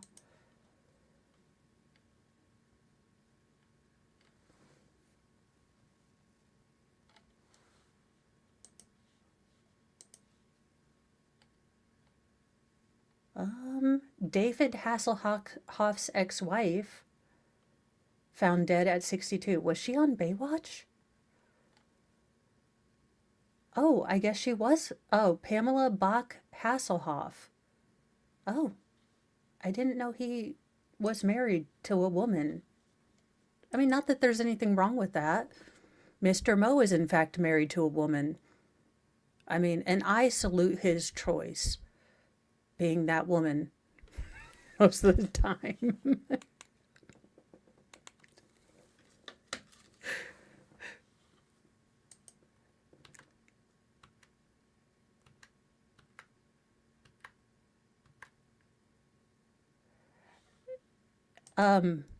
She is a substantial woman.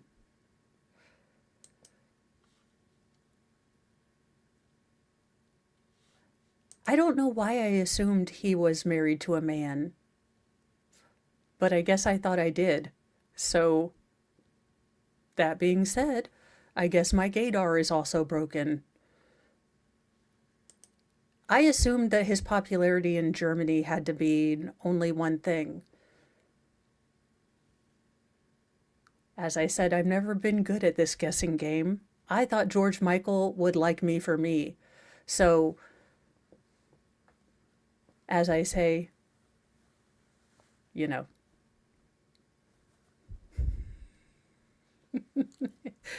That being said, too, I was like, Pam, I was like, not Anderson.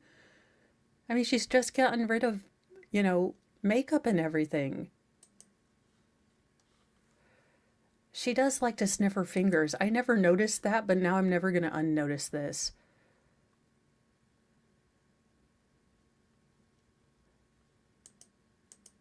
Well, Haley, I understand that, but George is gone, and, only after I discovered that really cool music video he did where he was dressed up as a sexy cop, and all of the men without shirts in the video, too.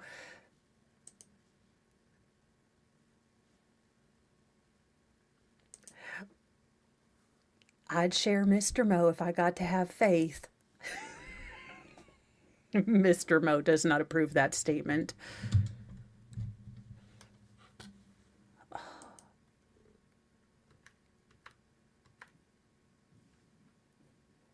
And for those of you just joining in, this is Colorado versus Stacy Rodrigues.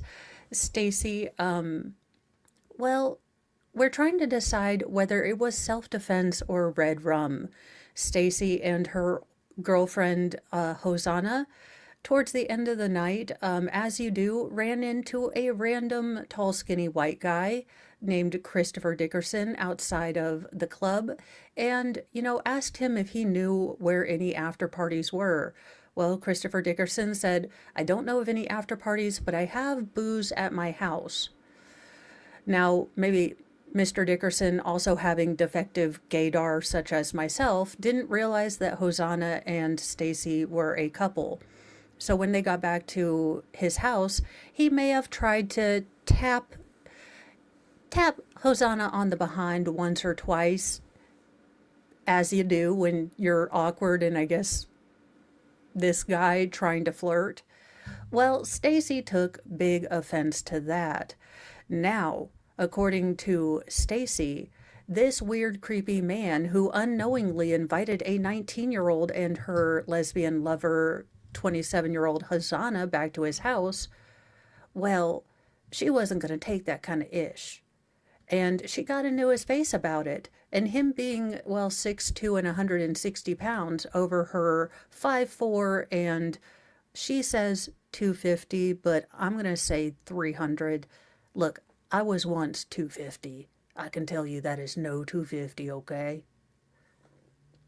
Now, I can tell you that what Stacy says is that this big, scary, tall, skinny man scared her to death.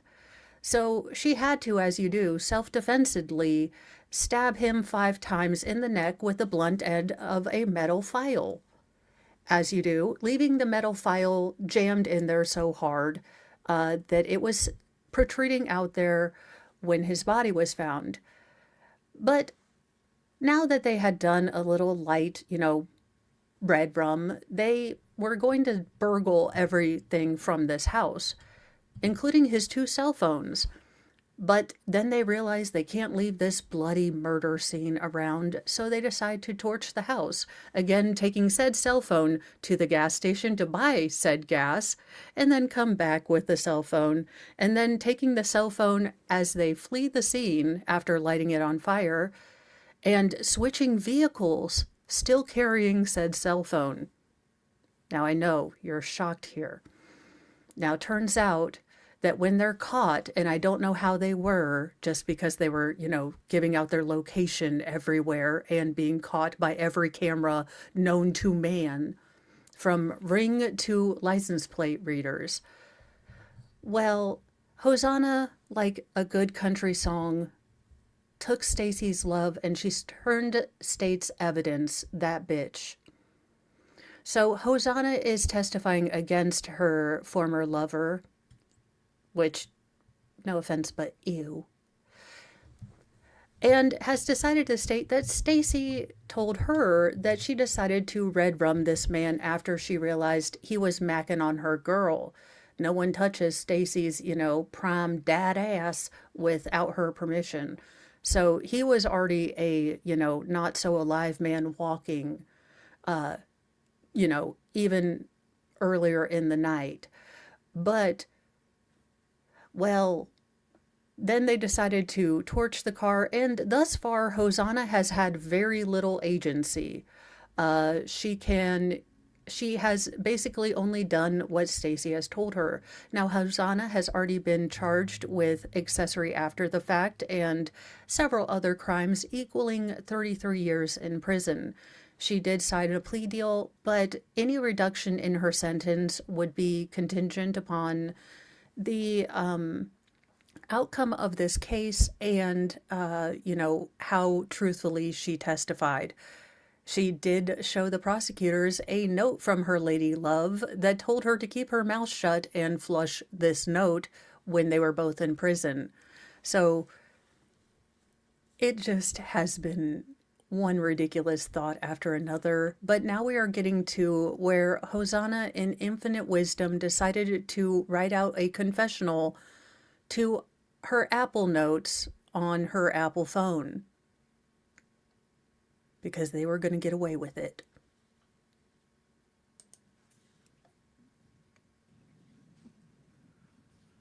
All right, ma'am, I just want typically yes or no answers, okay? Okay.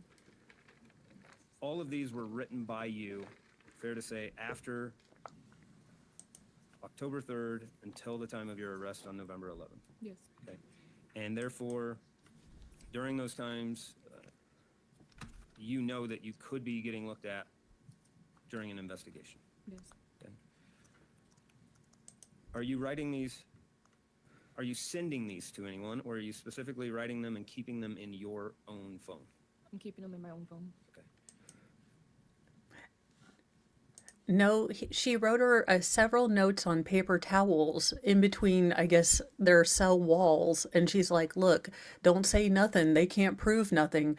Mind you, these two were caught in every ring and CCTV camera from, here to Waukesha. Also, I mean, Colorado, what is going on here? But basically, yeah, these two are not what you would say Chandler Halderson level of planners.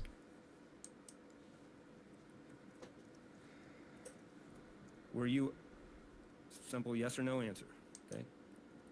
Were you scared to leave the defendant during this time period? Yes. Specifically, did you reference in multiple places in these notes that you had witnessed a killing that happened on October 3rd? Yes.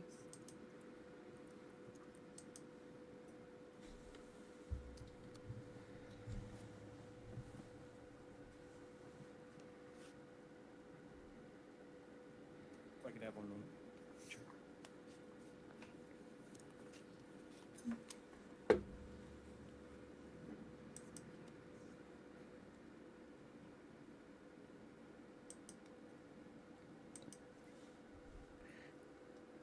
And for those of you stopping in from Karen Reed land, this this witness has had more freaking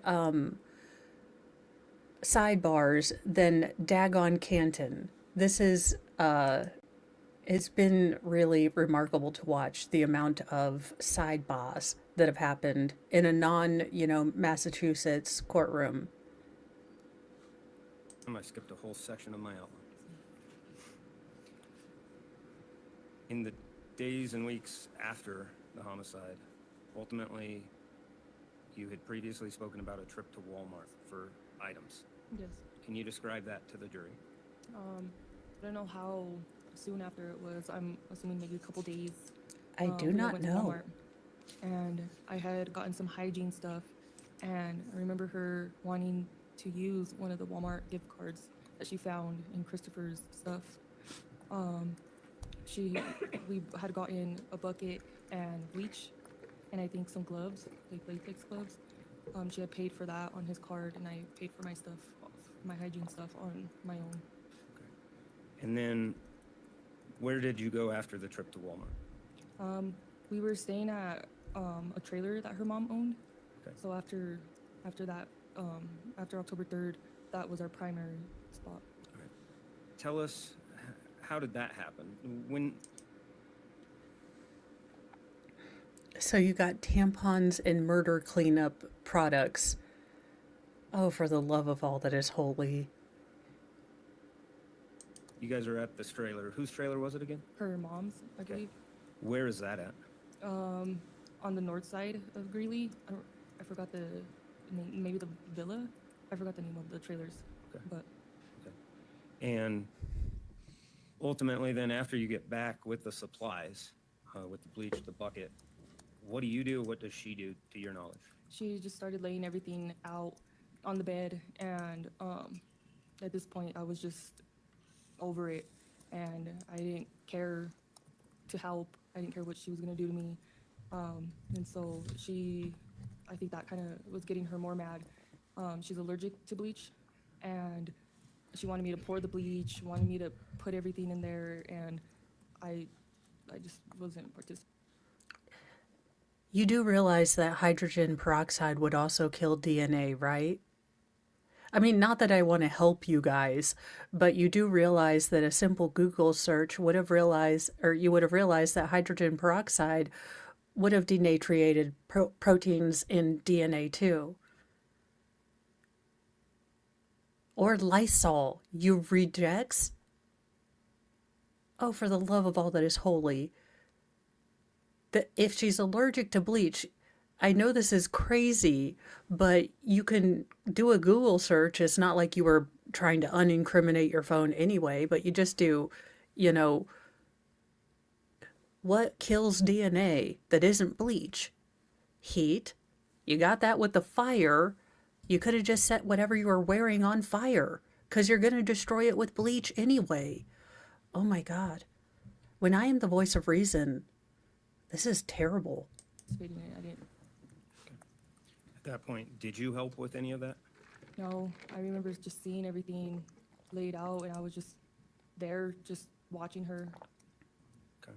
And then what happened after in terms of disposal of any of this? Probably a couple of weeks or a week after that, she burnt all of the stuff. She made a little. Well, Haley Mouse, she's using her phone to write down details of the crime she witnessed in case she dies. So she's already kind of incriminated herself. At this point, they should have just both gotten Tide Pods and gotten it. I mean, I'm actually surprised they didn't eat Tide Pods to clean evidence from their systems. Little bonfire. I remember that night. Well, throughout the week, she kept saying, "We gotta get rid of the stuff. We gotta get rid of the stuff." And I just wasn't, doing anything, or wasn't like, "Okay, well, let's do it." And so she's like, "Well, I'm gonna burn it." And so I remember that night, I left and I went to the gas station, and I was drinking, and I bought me a soda and some snacks, and I tried to just drive to take my time on going back. And when I went back, she had already had the fire going, and it just smelled like chemicals. I remember it smelling like chemicals. And I went back into the trailer, and she was just mad and came in and slammed the door, went back out there, and I don't know what she did with the ashes. Does Stacy have a mood that isn't bitchy? Like her things seem to always tinge with bitchy. She was like bitchy impatient, bitchy homicidal, bitchy arsony, bitchy, hidey evidency, bitchy bonfirey. I mean, does the woman ever have a smile on her face other than when she's stabulating a heifer or a dude? Because I don't know that the world can afford to make Stacy happy. I don't know. She never told me. Okay. Now, ma'am, we published the proffer letter, and we had dealt with generally, you went through a long interview, fair to say? Yeah. Where you were asked questions by Detective Burrows, you provided your story, Yes. fair? And then after that, ma'am, again, you were going through your own case connected to this one, Yes. fair? You have in front of you that Exhibit 218, that's specifically your plea agreement. Yes. Is that right? Yeah. In that plea agreement, you noted that you waived a factual basis, but ultimately you pled to first-degree arson, tampering with a deceased body, and that you were an accessory to the crime of murder in the first degree. Yes. Okay. At any point in this case, were you promised anything by the district attorney's office other than what is agreed to in that plea agreement? No. Okay. And specifically, that contains that you were going to be sentenced between 16 and 32 years in Department of Corrections. Yes. How many years were you sentenced to, ma'am? 32. And as part of that, there's an agreement by my office, and specifically me, that if you testify truthfully, that it may be reconsidered and that we wouldn't object to the untimeliness of that, right? Yes. Yes. And you had lawyers involved in this process, right? Yes. And contained in that, it says that ultimately all of this deals on the truthfulness and completeness. Woot woot. I got my new modem in. Now, well, at least that's what Mr. Moe says it is. The computery light up internety thing. Because to get fastery internet, we have to get a fastery modem. Mr. Moe talks to our computer company because that's exactly how I would say it. But he assures me that this is a faster modem. I don't know by how many gigawatts but maybe it lights up cool colors. Of the testimony that's provided.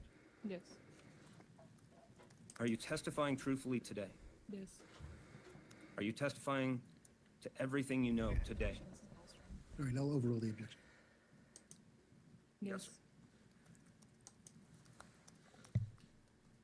That is a question for Mr. Mo. I'm going to be very honest. I don't touch any computery thing. I'm like your Aunt Edith with a jitterbug. I'm pretty sure the Easter Bunny brings the internet and Harry Potter defeated it. That being said, Mr. Mo made all arrangements because I was trying to see if I could get my own internet line. Because with 6 kids and Fortnite, the internet can become strained. It really, really can. Mr. Mo is like, did you get the modem off the front porch so porch pirates don't get it?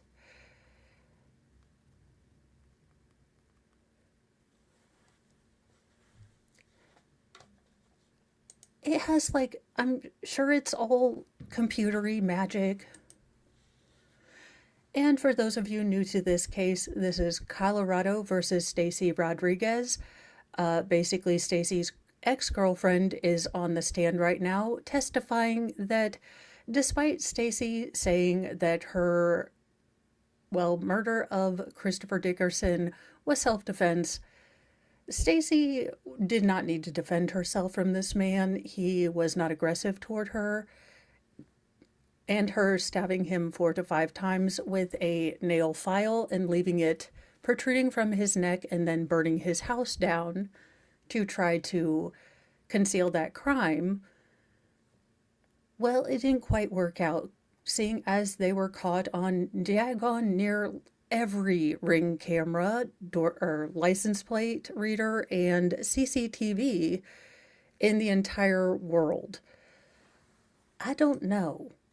Now, they were both arrested together in true couple goals, I guess. So, but their love has ended. Hosanna took her love and turned state's evidence and now is testifying against her. So we should be starting, though, to get into the defense crossing her. Again, we should see some fireworks. I do know it's either in day 3 or day 4 that Hosanna's family members have to be told not to curse out, the defense attorneys. You had lawyers involved in your entire process, right? Yeah. Who were your lawyers? Pablo and Keith. Okay. Would that be Javila Lilly and Yes. Keith Coleman? Yes. And who is your investigator? Michael.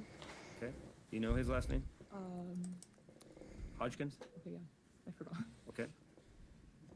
At any time, did they coach you or tell you, you got to testify this way? Objection. What's the objection? It's devastating for my case.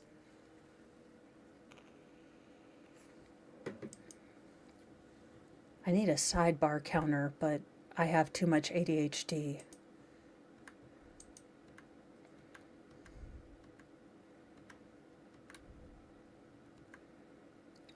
Don't do the lizard lick.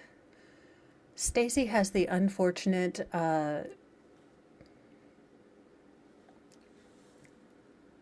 thing to do when she's nervous, that she likes to put her tongue out and lick her lips like a lizard. It's really gross and disgusting. Oh. That's a good thing. I am glad to see that, Zachary, you took down a deer for me. Thank you. I appreciate it. One less deer to,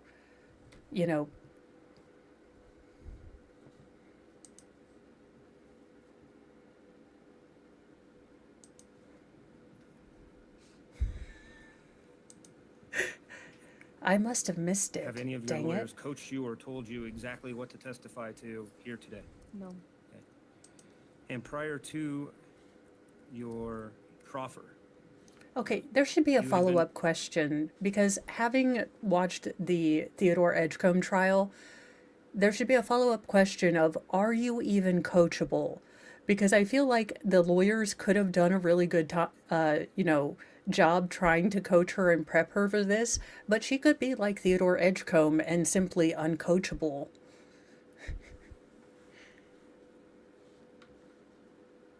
Oh, Been Mary receiving Catherine some discovery, Gallagher? right? Police reports, media, things like that. Yeah. And is it fair to say that at the beginning of your proffer, you had discussed what you had seen and what you hadn't seen? Yes. And that was up to sub 65 at that time. Objection, leaving. I will sustain the objection. Do you recall saying that that was up to 65? Yes. Okay. And therefore, the other events that you are testifying to, specifically, I'm asking, even if you read about it, would you testify as to what you read about, or are you testifying as to what you believe happened? I testified on what I remembered and off of what I remembered, not what I saw. Okay.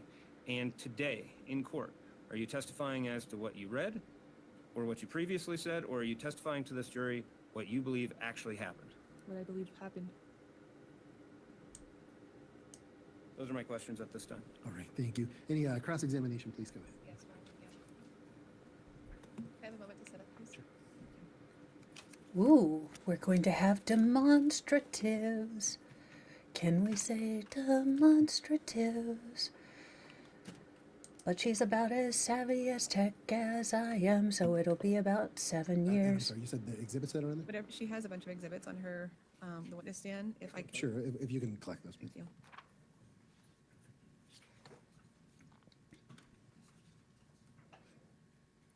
Okay, now this particular female attorney is not she's not my favorite of the two.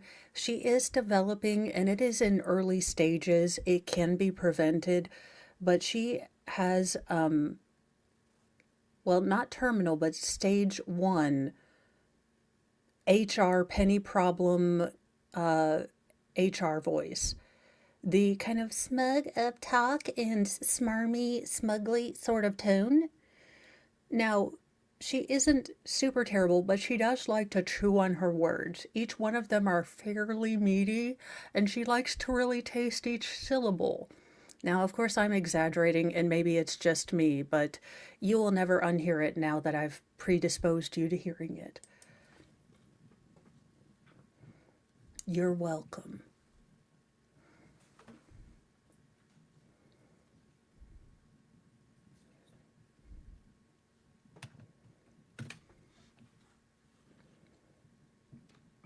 Can I approach the exhibits, Your Honor? Yes.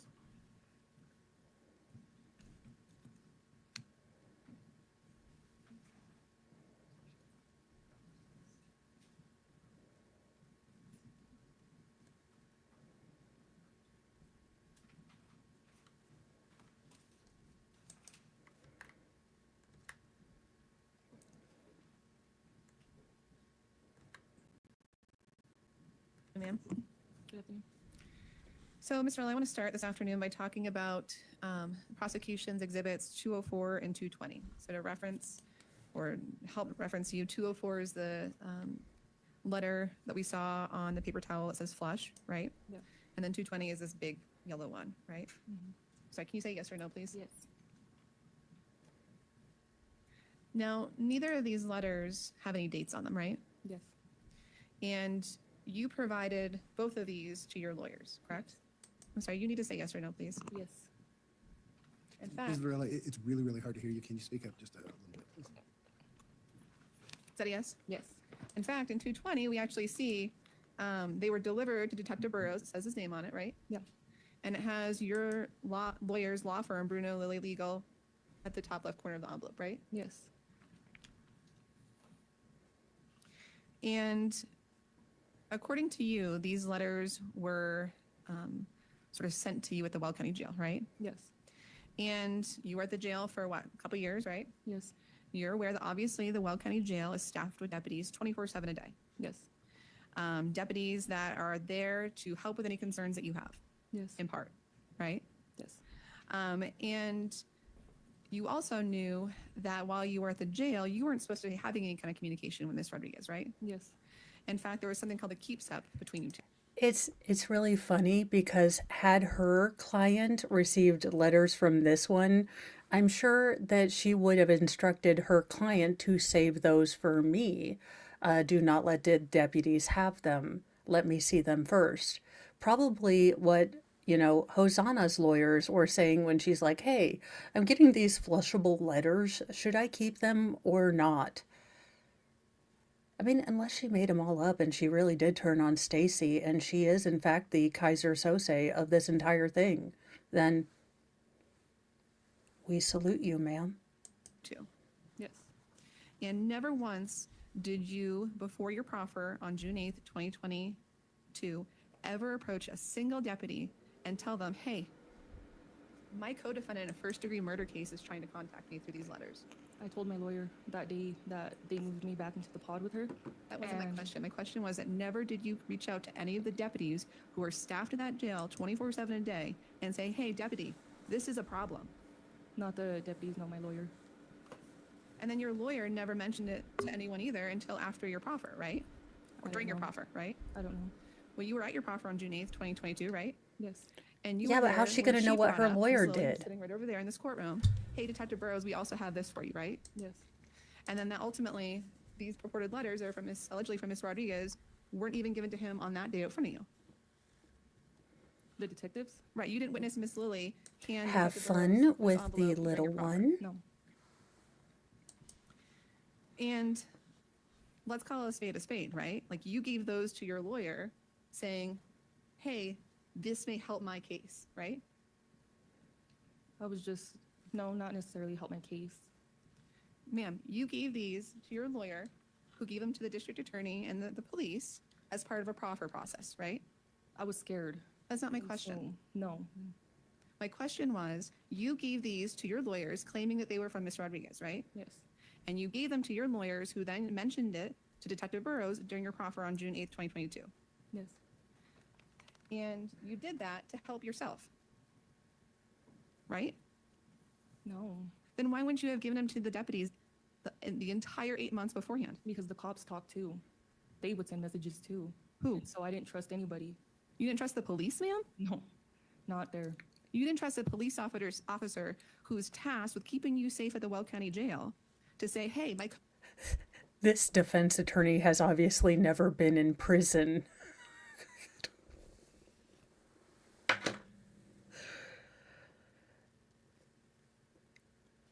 Because we have never seen corrupt prison guards who are on the take.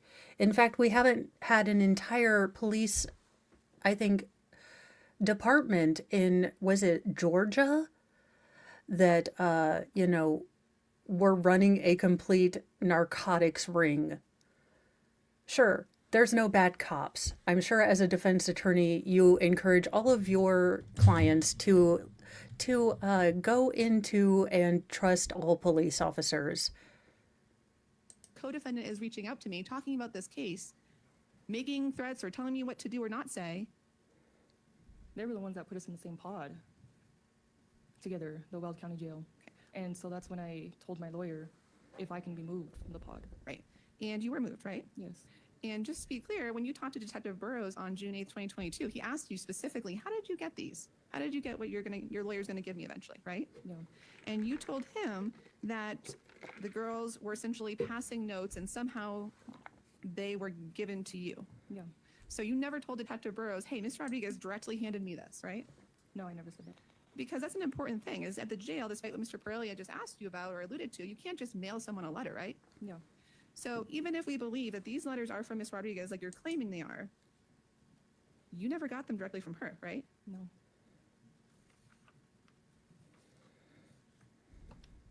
And again, ma'am, it behooves you in your situation to say, like you did earlier, oh yeah, I know that that's Miss Rodriguez's handwriting, right? Yes. Even though your entire relationship with her, as you told Detective Burrows on June 8th, 2022, you two communicated via Facebook Messenger. Most of the time. It's yes. very weren't mailing each other nasally. letters, right? It's She was very doing up stuff. here in Maybe she the gave me the in the wrong nasal. Did you ever provide that to your attorney? I don't know It's where very it's from. tight up and through here, And and just it's like very you also just. claimed to your attorney on, or let me take that back, on June 8th, 2022, when you and your attorney and Mr. Burrows, Ma'am, you have a slightly deeper register. I can tell because you are trying to force it to be higher and because you don't understand how to work with increasing your pitch so that it doesn't sound so nasal by relaxing your upper palate. And oh my God, you can tell I was in choir for forever. But anyway, you you can't maintain that register in your voice without going nasal. Go down to your alto, maybe soprano 2 register, and you'll be okay, for the love of God. Met at the proffer at the Bowie Police Department, and you mentioned generically having these letters potentially that your attorneys would give. Yes. You also told the Mr. Burrows at the time, it was Detective Burrows, that there was other letters Yes. that Ms. Rodriguez had sent you to, right? Yes. But you just happened to get rid of those and destroy those. In the beginning, I was destroying the letters that she was giving me. So you picked and choose what letters to give your attorneys, who would then Did she just say choosed? Are you a lawyer? Look, I allowed the woman in orange to say boughten even though it bothered me, but choosed? Look, I'm giving you... I kind of want to hear this story, if I'm honest, rather than Penny Problem Voice. But, give that to Mr. Burrows, correct? No, But you did, because you destroyed evidence, right? in the beginning. Yes. You destroyed evidence, correct? Yes. So I want to take a break and go back to those initial kind of days of the Weld County Jail. Okay. One of your first calls you made from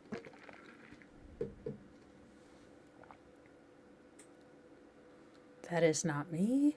the jail after your arrest was to Javier, who we've heard is the father of your children. Yes. And you told him about the detectives coming into the car in the parking lot, correct? Yes. And obviously, like any mother, you quickly changed the subject and asked how the kids were doing, right? Yes. And his response was that the kids were not going to be happy to hear where their mom was, right? Yeah. And you told Javier not to tell them, Yes. not to tell your kids that you were in jail, right? Yes. And Javier pushed back at you at your suggestion of not telling the kids the truth about where you were. Remember that? Honestly, not really. Okay. Do you remember Javier challenging you about, well, what if you never get out? How is that going to work out if I don't tell them where you are? I remember having conversations with Javi and telling him that I wanted to tell the kids that I was on vacation. Do you remember Javier? What? No, kids. I mean, at that point, just tell your kids that mom went out for some smokes and some milk. Jesus. She's like, look, it was an extended vacation for 13 to 14 / 20 years without parole.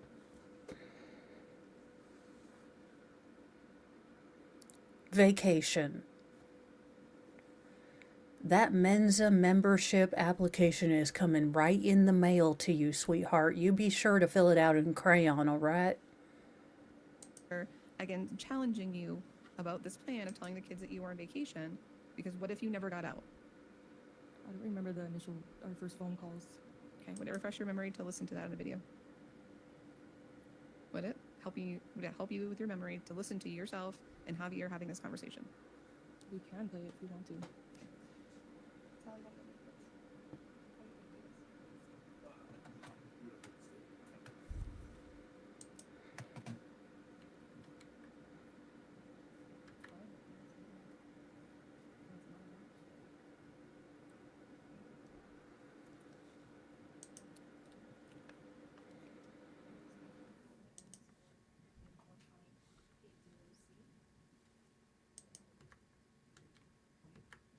Yes, go ahead.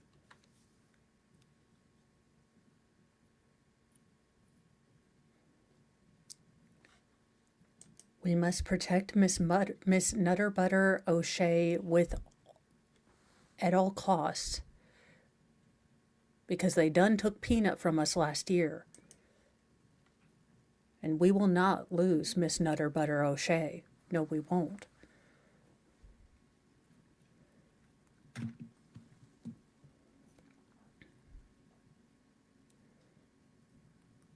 Now, Heifer, please tell me you didn't tell this man to tell your kids that you were on vacation, Is your memory refreshed now, ma'am? Yes.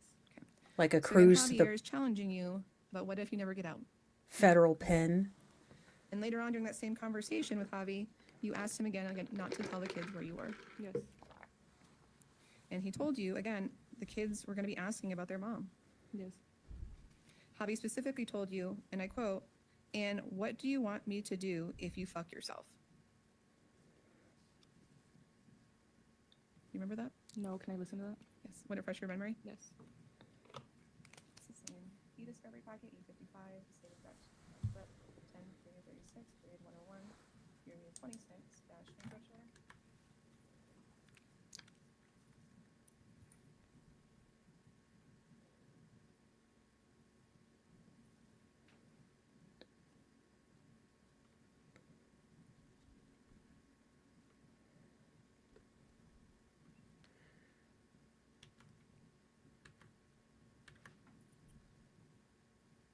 He didn't say,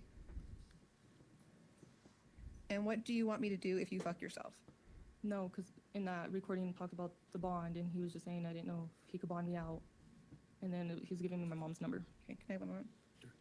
Oh no, it's in Spanish, and this woman used Google AI Translate. Oh no.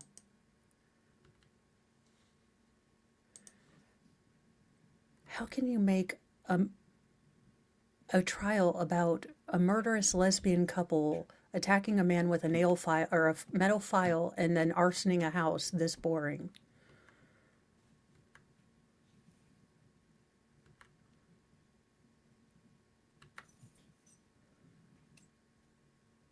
Ooh. Hey, the finger sniffing attorney has a peekaboo blouse. Woohoo.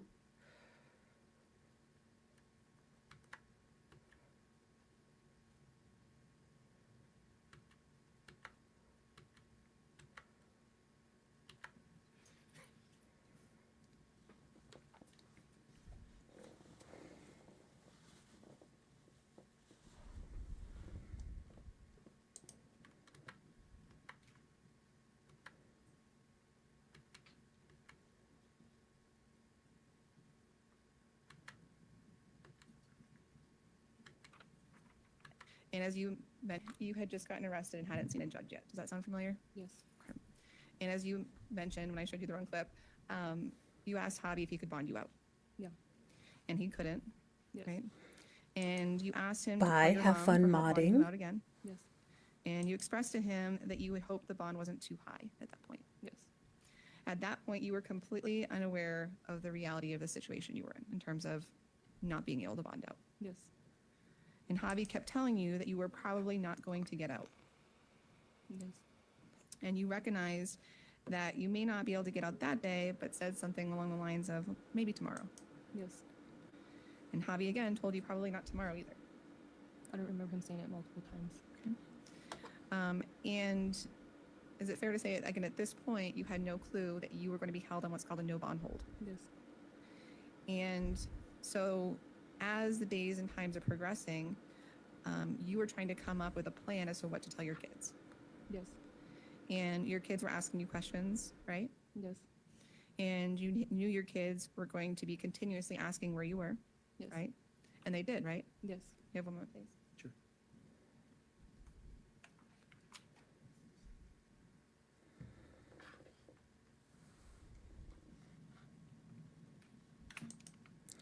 Well, I was joking. I'm sure they have a translator going through. She was just obviously on the wrong clip. And Your Honor, I'm going to be asking to approach what I've marked as proposed defendant's exhibit S as in Sam. S, go ahead.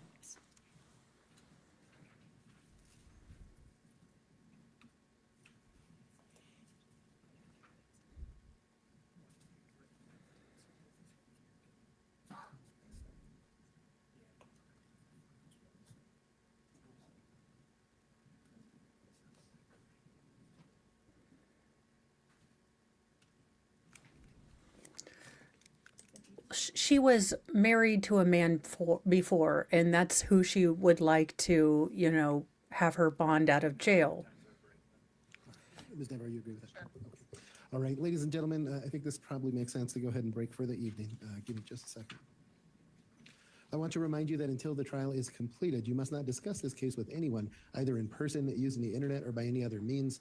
This includes members of your family, people involved in the trial, other jurors, or anyone else. If someone approaches you and tries to discuss the trial with you, or if you see or hear anything about it even accidentally, please let me know about it immediately. You must not conduct any research, undertake any investigation, or otherwise obtain information about the case from an outside source.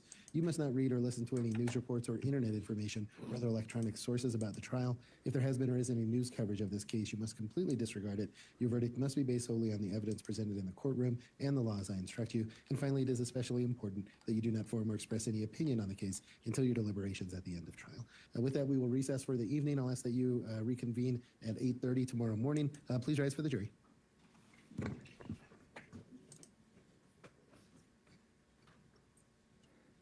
All righty. And we will go to day 4.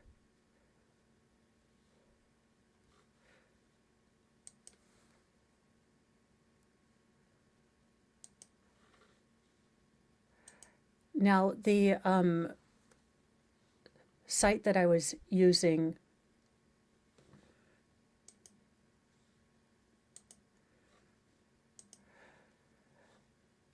so I will try to boost up the sound and lower my volume down so that you guys can turn it up, because I know that Law and Crime has been somewhat lower audio on this particular trial.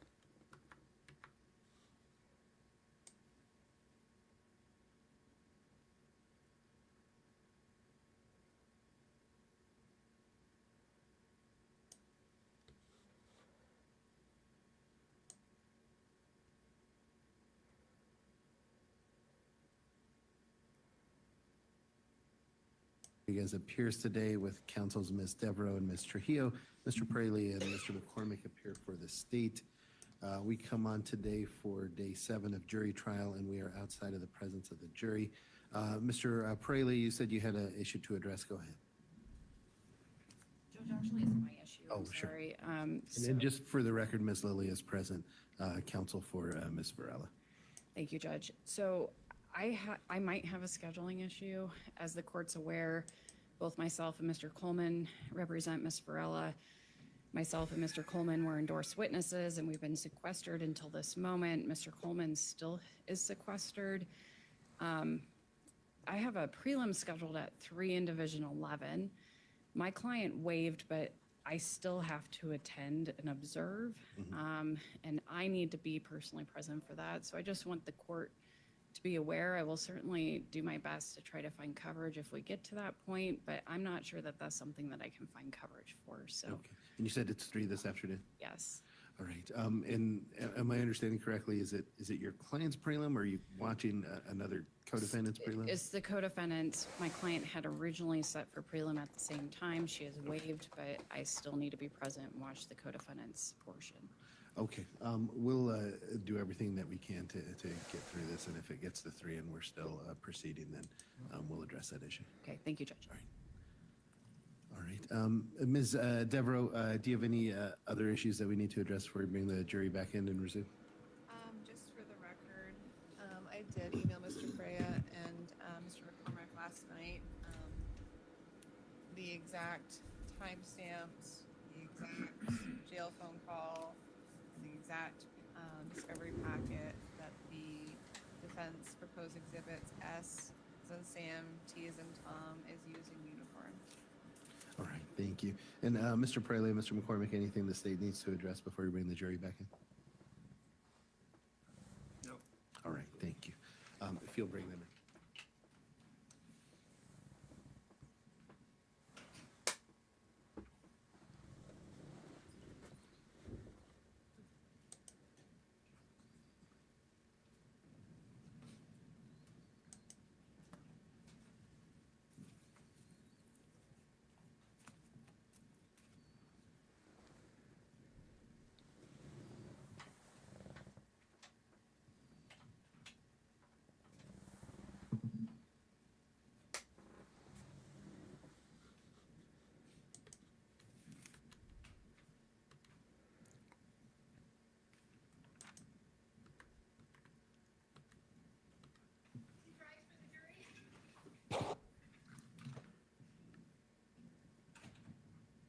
This is about the most soft Stacy has looked in all of this trial.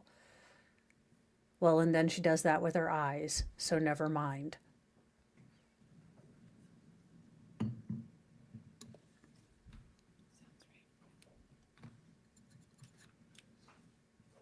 Thank you. Please be seated.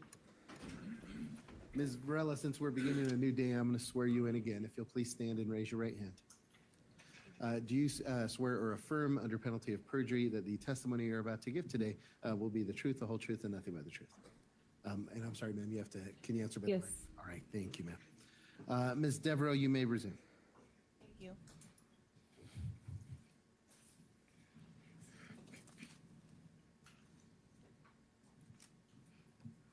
Good morning, ma'am. Good morning.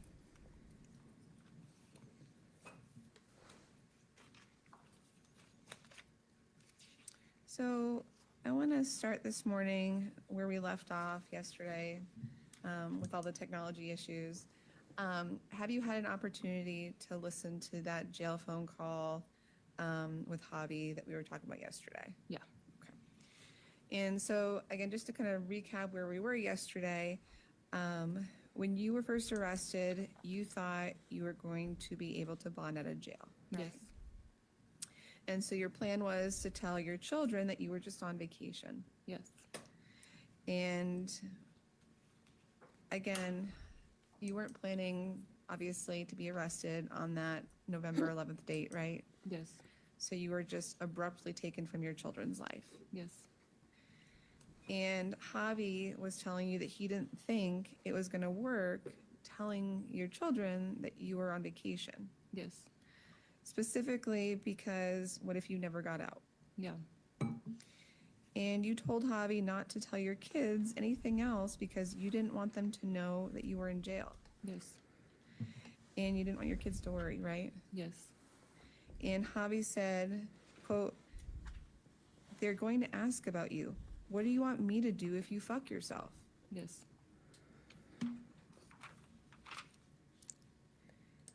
I mean, Javi, she kind of self-loved herself prior to when she was around at the unaliving. So she's already kind of effed, if you will. Her current state, look, to put this in, linear terms, her timeline was effed back here at the fire. So anything beyond that, she was already on this particular timeline that was already effed, okay? There was no timeline that she continued from here and wasn't effed, okay? This is not hard. She was always effed after the arson, okay? Always. She was on this particular timeline up here, not the one so much where effery never happened. Those of you who have watched the Marvel Cinematic Universe enough will understand that one. It's the multiverse of fuckery. She's there. And she's not getting out. And your kids were asking where you were, right? Yes. And I have previously let you listen to, it's been marked as Defendant's Exhibit S as in Sam, and your initials and date are on it, correct? Yes. Yeah. U is in Unicorn, Yes. and again, your initials and date. Yes. And T is in Tom, Yes. and again, your initials and date, Yes. right? And can you tell the jury who's talking on these videos? Me, my kids, and my hubby. Okay. And these are phone calls or recorded conversations that you were having with your children while you were in the Weld County Jail, Yes. at the very beginning of your stay at the Weld County Jail, right? Yes. And Please tell me she didn't say, Mommy's going to tell on other mommy because other mommy did really bad things, and then mommy will be home and with old daddy. But given the level of this, I can only say probably that's exactly what she said to the children. They're a fair and accurate depiction of these conversations that you were having with your children, right? Yes. Here, at this time, I would move to admit defendant's exhibit S as in Sam, U as in unicorn, T as in Tom. Any objection from the state? No objection. All right, the court will admit S, T, and U into evidence, and you may publish at your discretion.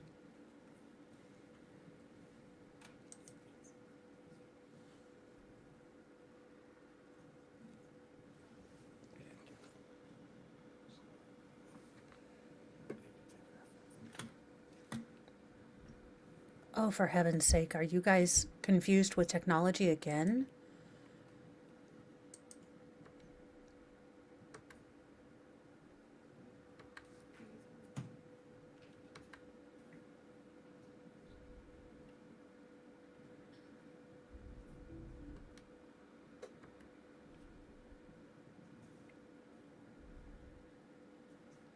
Ooh, the TV has a remote control thingamabobber deal.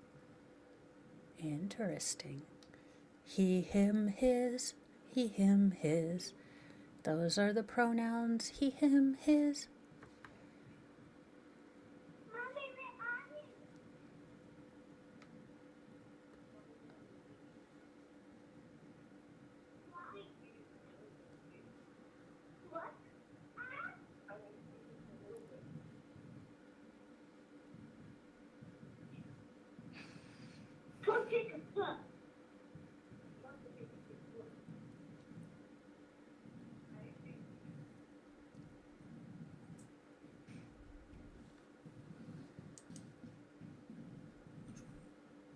Just for the record, that was S.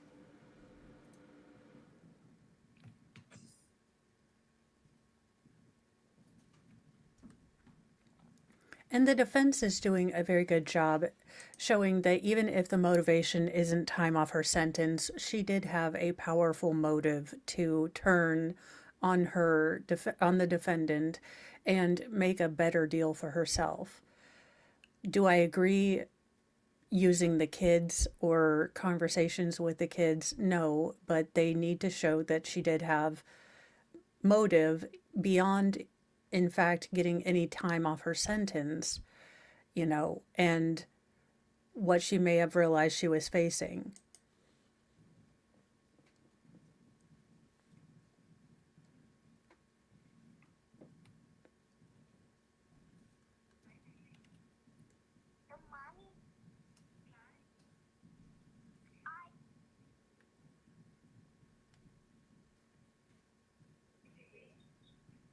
Mommy, are you at home? Are you here now? Yeah, I'm on vacation. Why? Are you here? What? Are you doing okay? Yeah. Yeah. Mommy, are you here? No, mommy feels better. I love you, baby.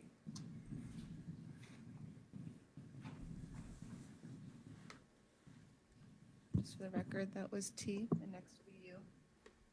Okay, this is cumulative as far as I can.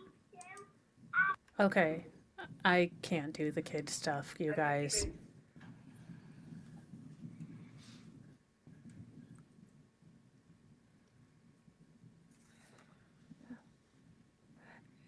We can hear, is it fair to say, your voice quiver when your children ask you where you are? Yes.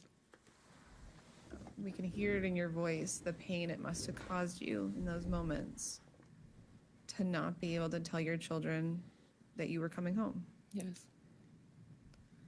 And anyone who knows kids know, especially at that age, when they have something in their mind, they don't let it go, right? Yes.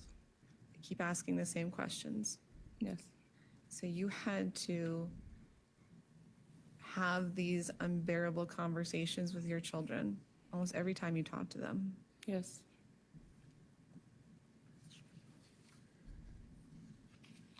And it had to have been even harder to have to lie to your own children Yeah, about where you were. I really don't like this line of questioning, and I think it is.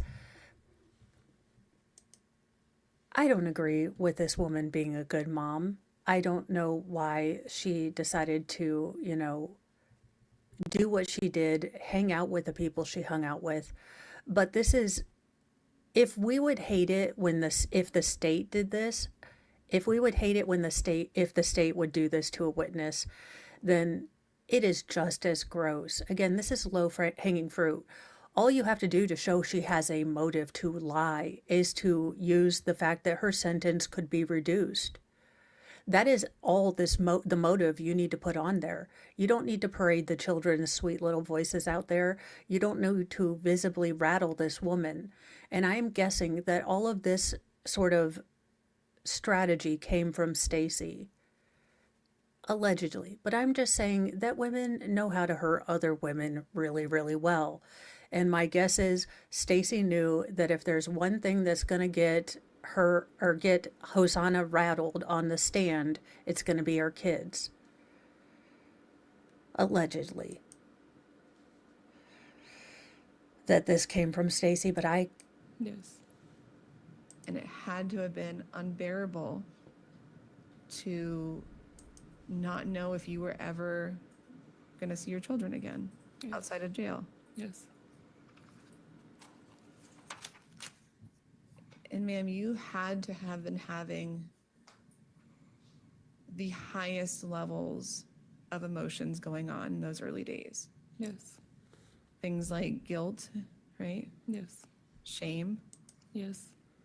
sorrow. Yes. And Javi wasn't necessarily making things easier on you, was he? No. Javi wasn't sugarcoating for you how you being in jail and making the choices you made were impacting your children. Yeah.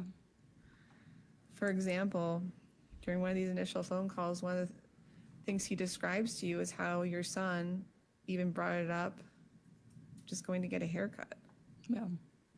and how your son just randomly told him, Mommy's never coming back. Yeah. And you had to hear that. He wasn't hiding it from you. You're trying to make your days go a little bit better or easier, right? Yeah. well, you did kind of leave him for a chick. I mean, I'm not going to think that I would sugarcoat it either. Yeah, I don't like the use of the kid. Again, just noting that she has children on the outside and that this could have all been summed up in a couple questions. You have children on the outside. Yes. You know, would you do anything to get out to your children sooner? Yes. It sounds like she is testifying for her. Again, it looks like Hosanna is just barely holding it together.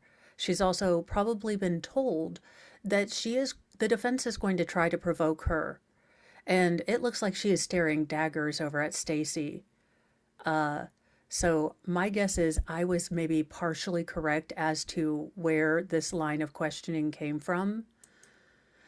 And I am not absolving her. She made choices, she made the wrong ones, and she should go away. But to have to use the kids is so gross when you didn't need to. When all you needed to do, again, the jury is smart-ish sometimes. But her being in orange kind of gives you that she has an ulterior motive, and, self-preservation is one of those that you can take into account. And another example is there were times where you were trying to reassure Javi that things were okay. They were going to be okay, right? Yes. And Javi was just going to snap at you in frustration. Yes. On one occasion, and this was around the same time you first met your lawyers, Javi snapped at you when you just asked him if he was okay. Do you remember that? Yeah. He said, quote, "What do you mean, am I okay? No, I'm not fucking okay. You think I want to be okay with all of this? The kids are literally getting mad at me because..." All right. Any response, Ms. Deborah? I've done the listener. It's not being offered for the truth of the matter asserted. I'll overrule the objection when you can continue. The kids are literally getting mad at me because you don't pick them up. Right? Yeah. Because you're in the Weld County Jail and everything has been dumped on his plate. Yes. Your high school sweetheart is furious at you. Yes. Furious at putting him in this situation where he has to face his children every day. Yes. Because you weren't there.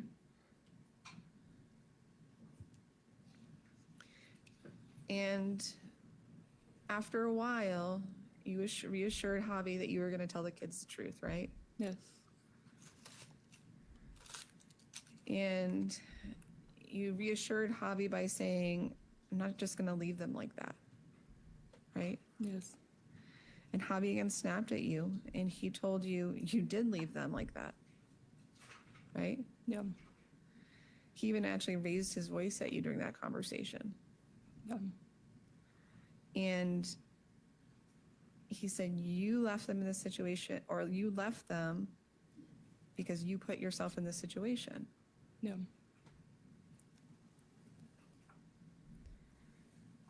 And ma'am, not only were you dealing with the gut-wrenching conversations with your children and Javi, Yeah. but you were also dealing with and grappling with how being incarcerated on these charges impacted the rest of your family. Yes. The people that you love the most, your sister, Yes. Hannah. Is that your sister's name? Yeah. Your sister. Yeah, I'm not sure what again, the during these strategy initial is couple weeks, here. So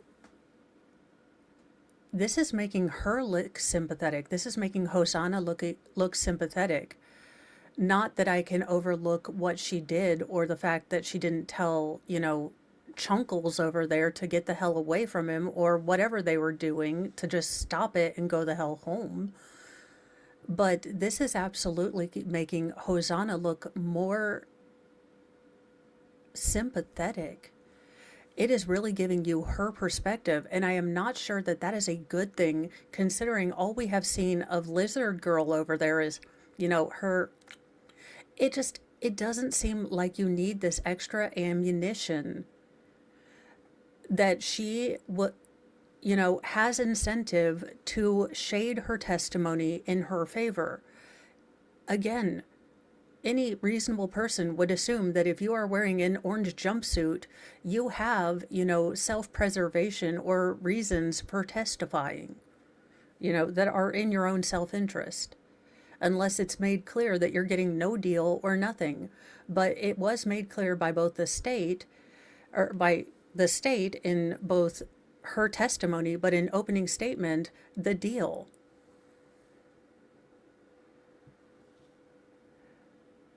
Old line read, the way I'm reading this, is that the defense attorney is super manipulative. Hit the point and move on. Don't reenact every phone call she had with her kids and family. I don't think they have much other than this to sort of attack her credibility. I think there is a reason that they are doing the heartstring thing, and that's because factually there's nothing that makes her story untrue, based on the evidence that's been given in. And she, as being one of the people that were in that house, saying that they could have gotten to the door, they could have retreated, that Christopher was not in any state to be, in a danger to them. Again, why is she willingly saying this? I mean, I get that the self-preservation, but the state hasn't given an amount of years they're willing to take this down. So, I don't know. Actually had to take time off work to go to your first court appearance, right? Yes.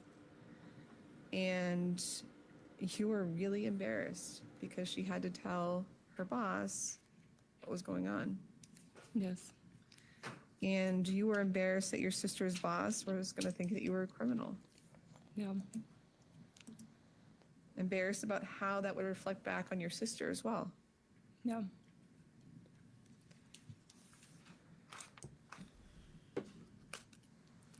And your arrest, you're very close with your sister Hannah, right? Yes. And sure, it's embarrassing to have to tell, you know, a boss that you need to go to a court date, right? But she was pretty communicative with you about how it was really impacting her.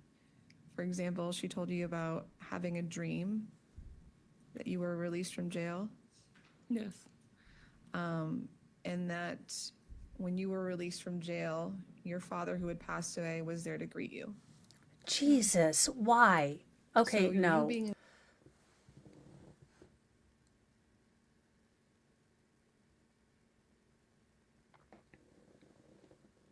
Dealing with the loss of a parent, like, this is just ew. Ew.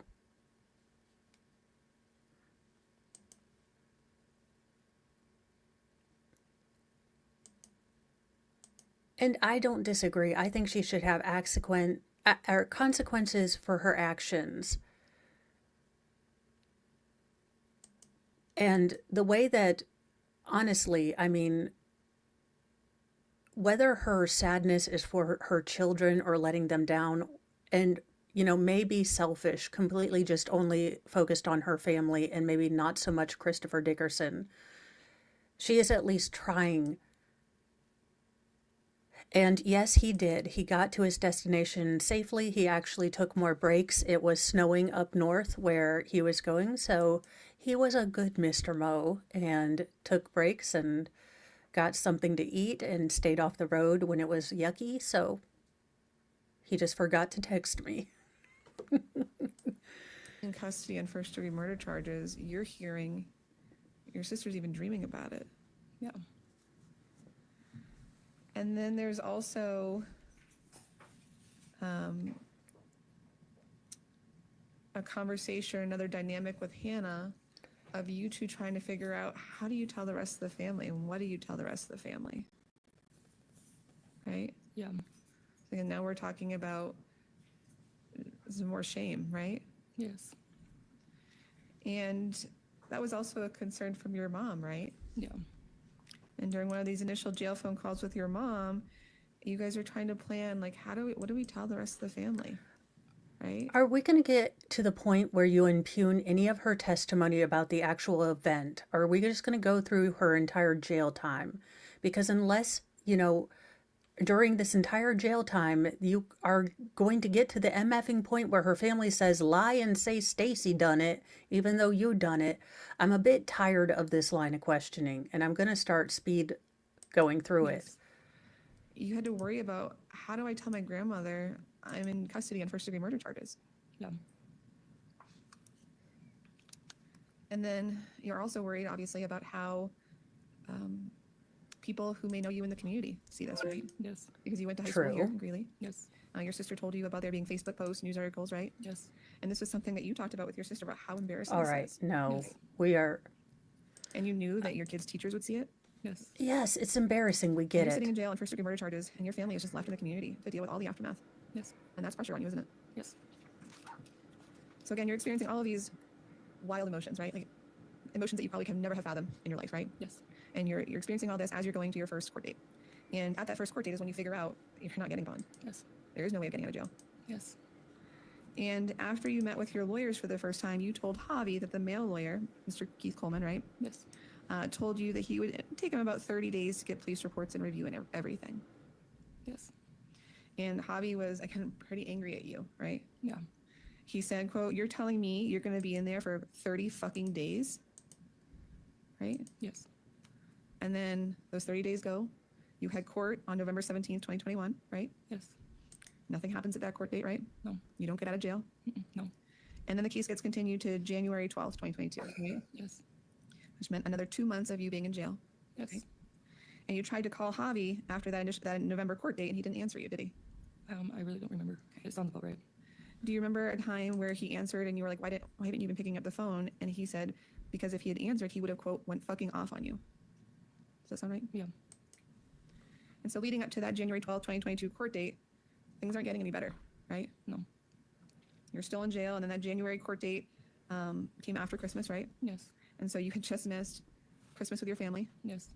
Instead of your kids, or instead of opening presents with your kids, you got colored Christmas tree drawings from them in jail. Okay, Again, it's enough. Just piling on top of all of these emotions, right? Yeah. All of these.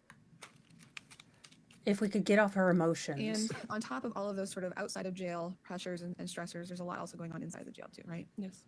And you kind of alluded to it a little bit yesterday with your testimony, but I think you described it really well in a letter that you wrote your sister on May 10th, 2022. You wrote your sister out of essentially exasperation saying, quote, "It's been hard because how I was telling you, I feel like a damn animal." Yes.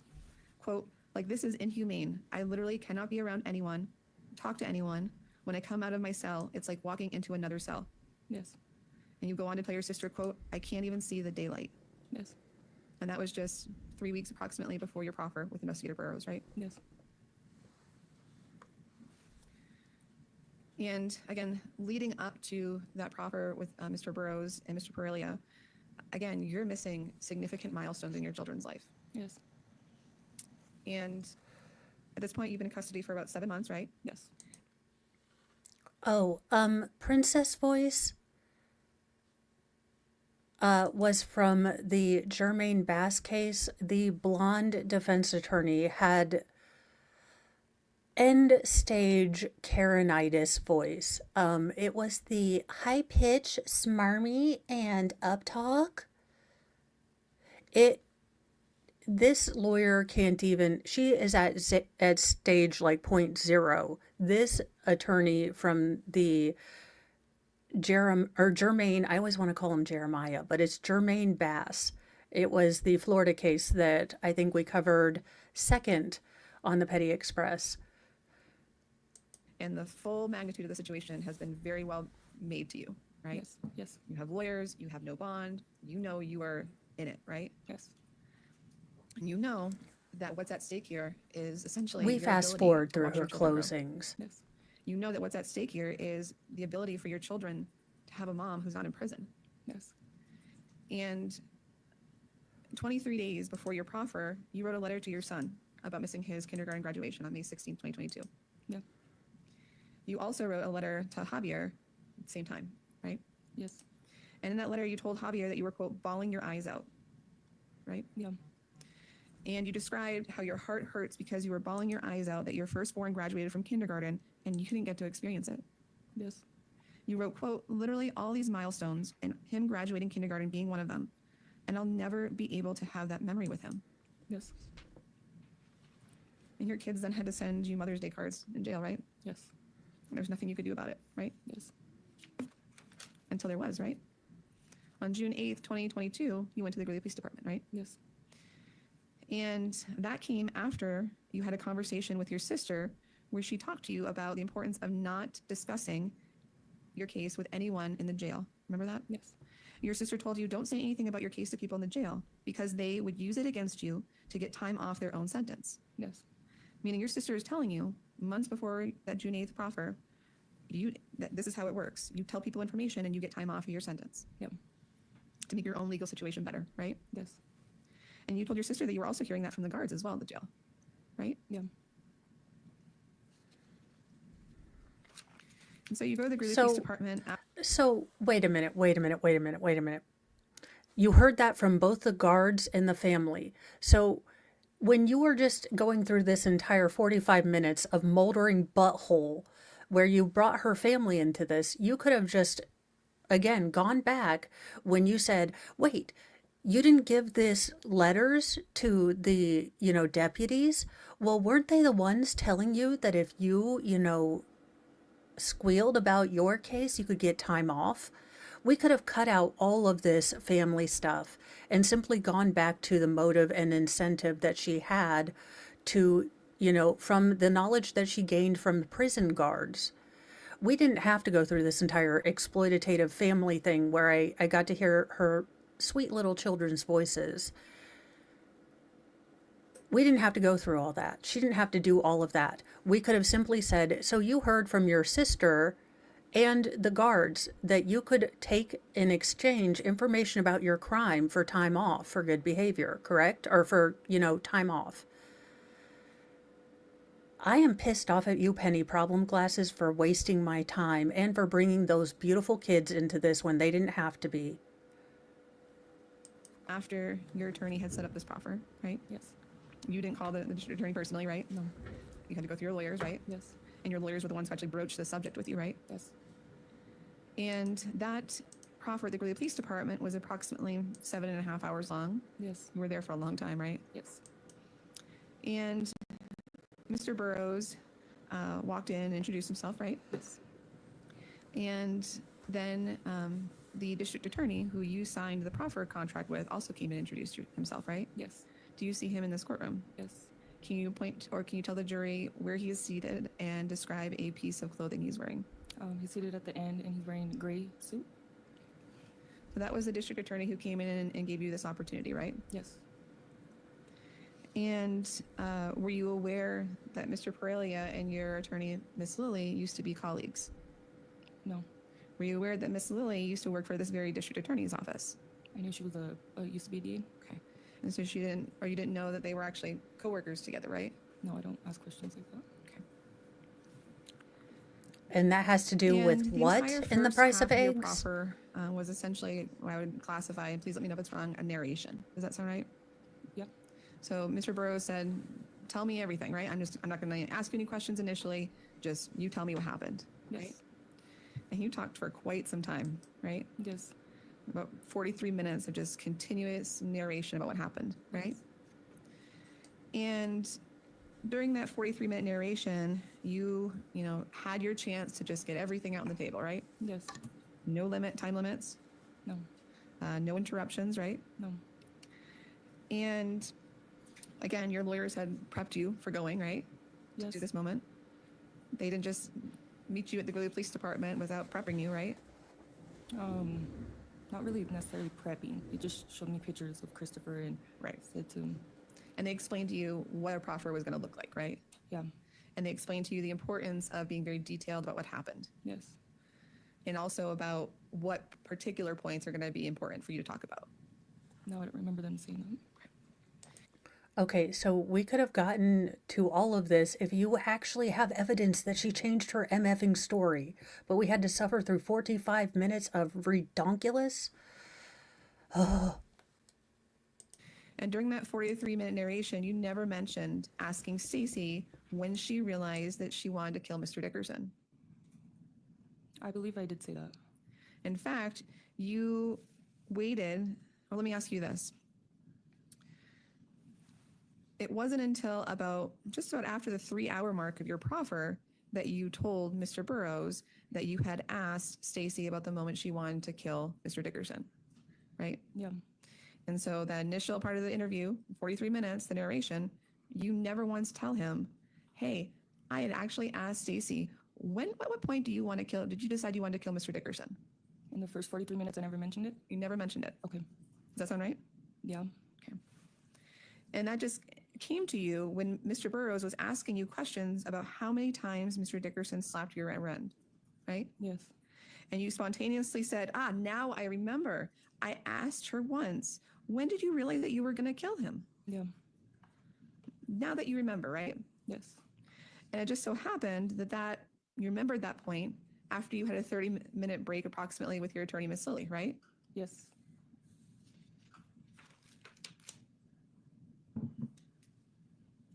So Detective Burrows is asking you questions and going through sort of a second time after you mentioned, so let me take that back. When Detective Burrows is asking you questions and going through things a second time, you had essentially just forgot that your co-defendant for murder had told you that she randomly decided to kill a guy in the backseat of a car on the way back to the house. Yeah. Okay, these two decided to... Now, let me see if I can get you to follow this. Unalive someone, be stealthy about it by taking his turned on cell phones and taking them as they moved different cars and different houses. These are not Mensa level members. And it was in fact so out of the blue that Detective Burrows asked you, so wait, we're talking about after? Like you asked him or asked Stacy after this all happened, right? Yeah. And you again reiterate, yeah, I just remembered, right? Yeah. To be fair, that does sound And dumb. the reality is, but ma'am, these you two are offered this dumb. information to Mr. Burrows because you knew it mattered, right? It was the right thing to do. Because it mattered, right? Yeah. You had been charged with first degree murder, right? Yes. Your attorney certainly went over what first degree murder means, right? Yes. The elements of the crime. Yes. And you had received a copy of the complaint listing out your charges from the court. Yes. And you, again, knew specifically Mr. Burrows and Mr. Perelia, the prosecutor, were going to be particularly interested about at what point Stacy decided or formed the intent to kill someone, right? I would assume, yeah. Yeah. She is And you not a also lawyer. She is not going to understand that she has to make it look like Stacy premeditated this. All she has to do is make sure that Stacy's hands on the metal file. She doesn't have to, come up with any sort of premeditated anything. That's a lawyer thing. But again, fair point showing that yes, she has motive, but we could have known she has motive by the fact that she's flippin' been charged with it too. Knew that you would be the only source of that information, Yes. right? Yes. You knew that that was essentially a hole to their case that only you could fill, right? Yes. Which is why 3 hours into the interview and after a 30-minute I could make comments about lesbians looking for a hole to fill, but I'll just leave that one out there because we don't take low-hanging fruit like that. What the hell? Damn it. This case is unintentionally hilarious at only the wrong moments. conversation with your attorney, you just suddenly remembered this important fact, right? Yeah. And deciding to kill someone during a car ride to give someone else a ride is a fairly odd thing, right? Yeah. Right? I mean, most people ride in cars with other people, give them rides. Have you met your client? Your client does this. When looking at autopsy photos, do we want to talk about... Also, she calls herself Baby Joker. Who does that? In fact, no hanging or dangling anything. Decide to randomly kill someone, right? Yeah. And you had told Mr. Burrows during your proffer that you actually even questioned in hindsight, like, why that moment? Yeah. Right? Because you were thinking that you were just going back to that house, or you guys were just going to go back to Mr. Dickerson's house and drink, right? Yes. And you told Mr. Burrows at one point during your proffer that you were okay with how things were going that night. Yes. And so it was sort of like this weird illogical thing that Stacy was plotting to kill this guy in that very moment. Exactly. And you had told Mr. Burrows specifically that at that moment there was, quote, good vibes, Yes. right? And I think yesterday you told this jury even that it was fun, right? Yes. Okay, let's be real. What probably happened again is they went to this after party, they saw some valuables, and somewhere between Scott Dickerson maybe talking to his friend or, the other thing, these two got together and decided they were going to get him really drunk and probably rob him. Well, Stacy and Hosanna probably had the same idea, like we'll just get him drunk and we'll rob him. And then Stacy or something happened and stuff went down and it turned into a red rum instead of a robbery. Yes, there are probably some parts of that, like the future planning to rob and, make this man so drunk he couldn't, do anything but let them rob him, I'm sure was part of the initial plan, especially when she said that her drinks and their drinks were watered down in her recollection. Now, generally, you don't do that unless you want someone incapacitated so that you can do nefarious stuff. That being said, you have significantly proven that, yes, she has total reason to lie. And yeah, that little bit doesn't stick out to me as the thing that she's lying about. I have seen Stacy through this entire trial. I think that this heifer watches, old Yeller to get a smile. I think she and, Sarah Boone are about the same. If it makes them smile, it is bad for humanity. But that's just my general opinion. You also told this jury yesterday, under oath, that Mr. Dickerson slapped your butt 1 to 2 times, right? Yes. That it was just a quote minor event, Yes. right? And when you spoke to Mr. Burrows during your proffer, you knew it was important to describe what happened very accurately, Yes. especially anything that could have been a source of potential conflict between Stacy and Mr. Dickerson. Auntie M, let me see if I can pull up a picture of him. There is not a lot of images of him out. We've got, I believe this one is really the only one that I've seen on news articles, because I tried to pull different news articles to see if there would be any more of him, but there really weren't. From my general recollection, or general kind of guess, he was about 6'2", 160 pounds.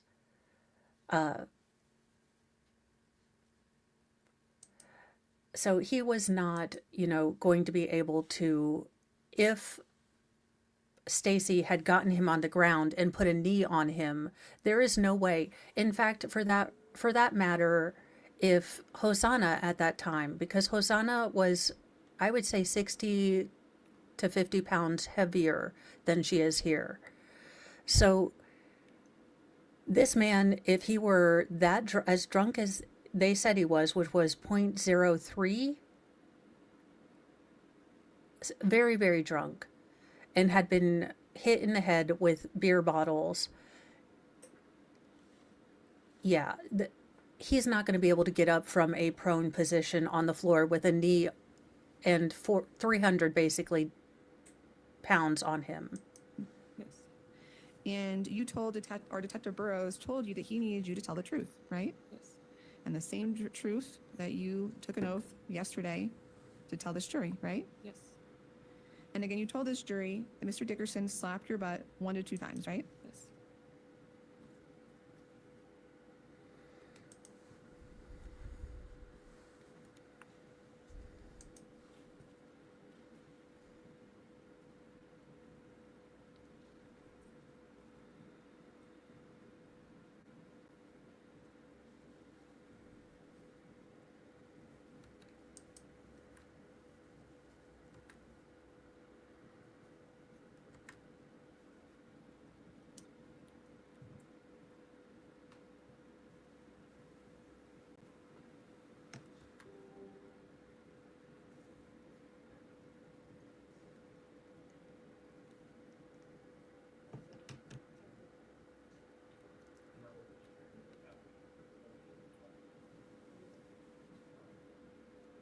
Now, but the remote is over there somewhere. I don't know how far up it is now, but the remote is over there somewhere. Sonia, is there anything? So, Auntie M, it seemed like Christopher Dickerson was also going through maybe a little bit of a rough part in his life. It looks like, or it sounds like, according to testimony from his family, that he had lost his job, and maybe there was some friction between him and his boss. So he had been kind of really upset about that, and went out to the bars to drink and, just kind of forget about his troubles. He was, I want to say, how old was he?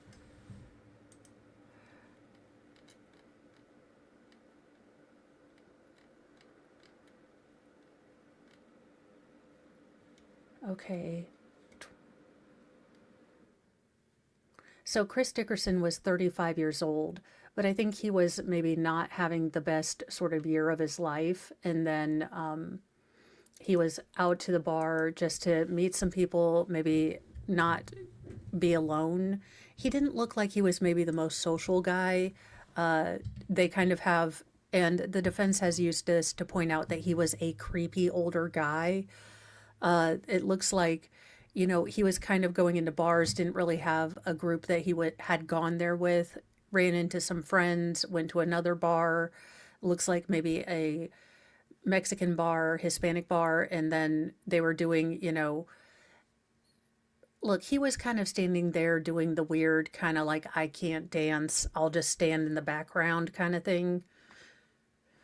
So that's the defense has labeled him as looking creepy. Well, towards the end of the night, as they're closing, Stacy and Hosanna were in their car just driving around the parking lot of this bar, and they actually approached Chris as he's walking to his car saying, "Do you know of any after parties?"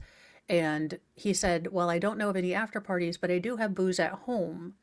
And had he just said, "No, I don't know of any after parties, I'm going to drink home by myself," we would not be here.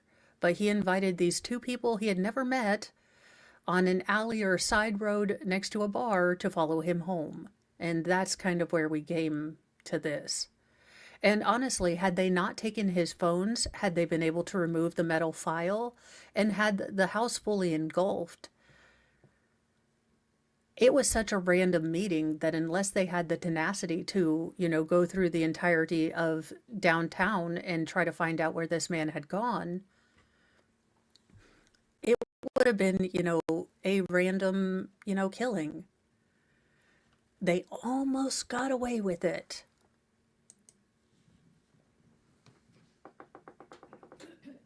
Let's try it again.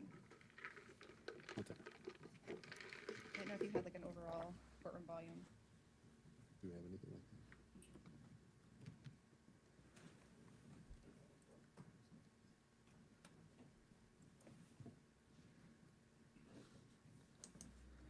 It's generally frowned upon.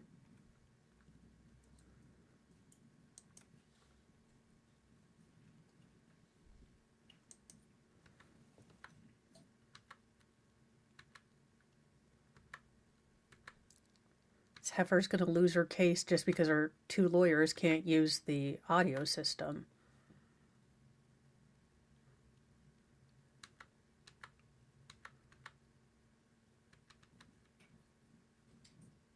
All right, so again, you told this jury Mr. Dickerson stopped you about 1 to 2 times, right? Yes. Were you able to hear that okay? Mm-mm.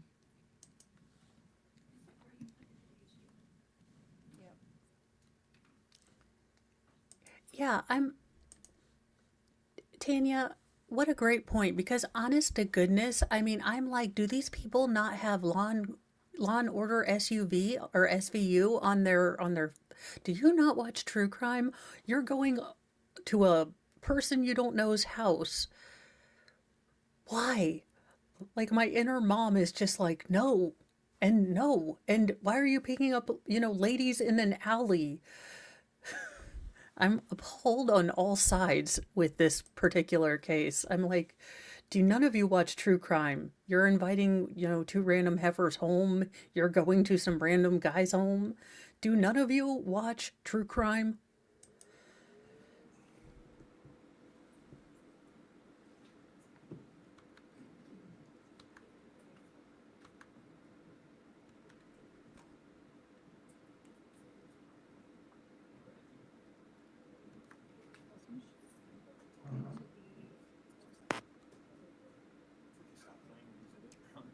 Yes, Ms. Devereaux, can you pause that till we get this figured out? And Your Honor, being provided so that we can correspond with that because I'm not able to listen at the same time she is. Can you provide that to Mr. Crayley? Yes, absolutely.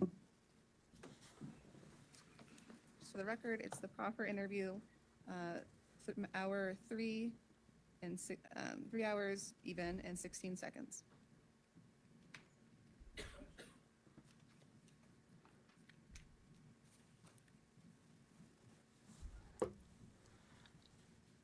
Well, that is a good thing. And I'm just lucky that my crimes all happened before we had cell phones that were used as cameras and locating devices. They were just bricks. Yes. Mr. Mo doesn't get it. He's like, could we watch something possibly not about red rum? And I was like, do we even know each other? I wanted to start that song like, if you don't know me by now, you will never, never, never, never know me. Of course, then he said I couldn't sing Bonnie Raitt, and I was like, oh, well, I guess we wanted a Snapped episode tonight. I'm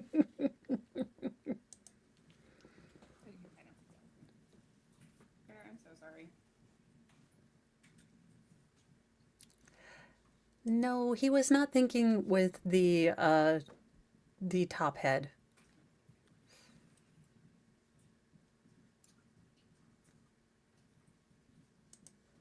Oh, Pokemon. Interesting.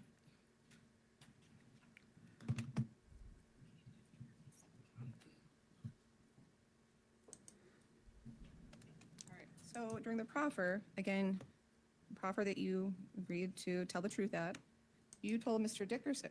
Burrows that Mr. Dickerson slapped you in the rear end 4 to 5 times. Yes, I heard more than 4 times, yeah. You said, quote, it was probably like 4 or 5. Okay. Right? Yes. You So described to Mr. he, Burrows during your proffer interview back on June 8th, 2022, that he touched your rear end every single time you stood up. Right? Yeah. So much so that you described to Mr. Burrows, Mr. Dickerson, as, quote, very touchy. Right? Yeah. And just to clarify, ma'am, Stacy never saw him do this, right? She never told me she saw him. I assumed she did. You assume she did, right? That's what you're telling this jury today, right? Yes. But back on June 8th, 2022, when you met with Mr. Burrows, you told him that Stacy wasn't looking, right? Yeah. You told Mr. Burrows that Mr. Dickerson was only doing it when Stacy wasn't looking. Yes. And since Stacy didn't see Mr. Dickerson touch you inappropriate, okay, you're telling me that Stacy isn't going to ask her girlfriend when she's sitting in the car, hey, did he do anything to you? Did he touch you? Again, everything I've seen, and the first text message that Stacy sent after they slept together was, that ring's on your finger, right? Like, we're married, I'm wifey, you're wifey, that kind of thing. Like, we're ride or die, I'll kill an MFer for you, I mean, they were Bonnie and Clyde from the get-go. I don't know. This whole case is becoming dumber. And it seems like it's getting less clear now.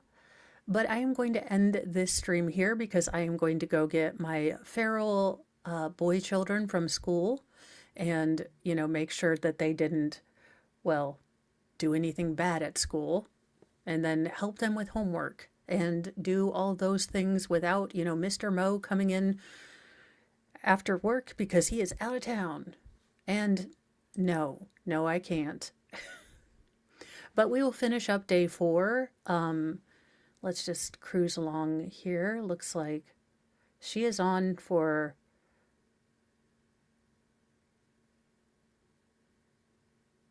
interesting. Trying to see.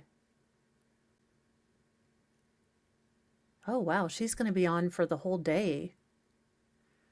So it looks like we have a whole lot of Hosanna tomorrow. So I will be back. Don't forget tomorrow that we have weekly roundup with Shizzy Wiznut. And then we will be probably starting later in the afternoon with the Petty Express. I do have a couple of meetings I have to go to tomorrow. So that will be there, but I will put up those streams and let you know about those times tomorrow. But be sure to check out the weekly roundup on Friday tomorrow at 8 a.m. on my channel.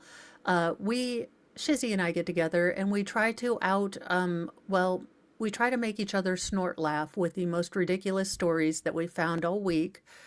And it's pretty fun. So if you need, kind of a fun place to hang out in the morning, definitely that is the place to go. And I will see you guys later. Thank you for joining us on the Petty Express. let's figure out what is the next, country music lyric I can put in for, tomorrow's stream. Bye, you guys.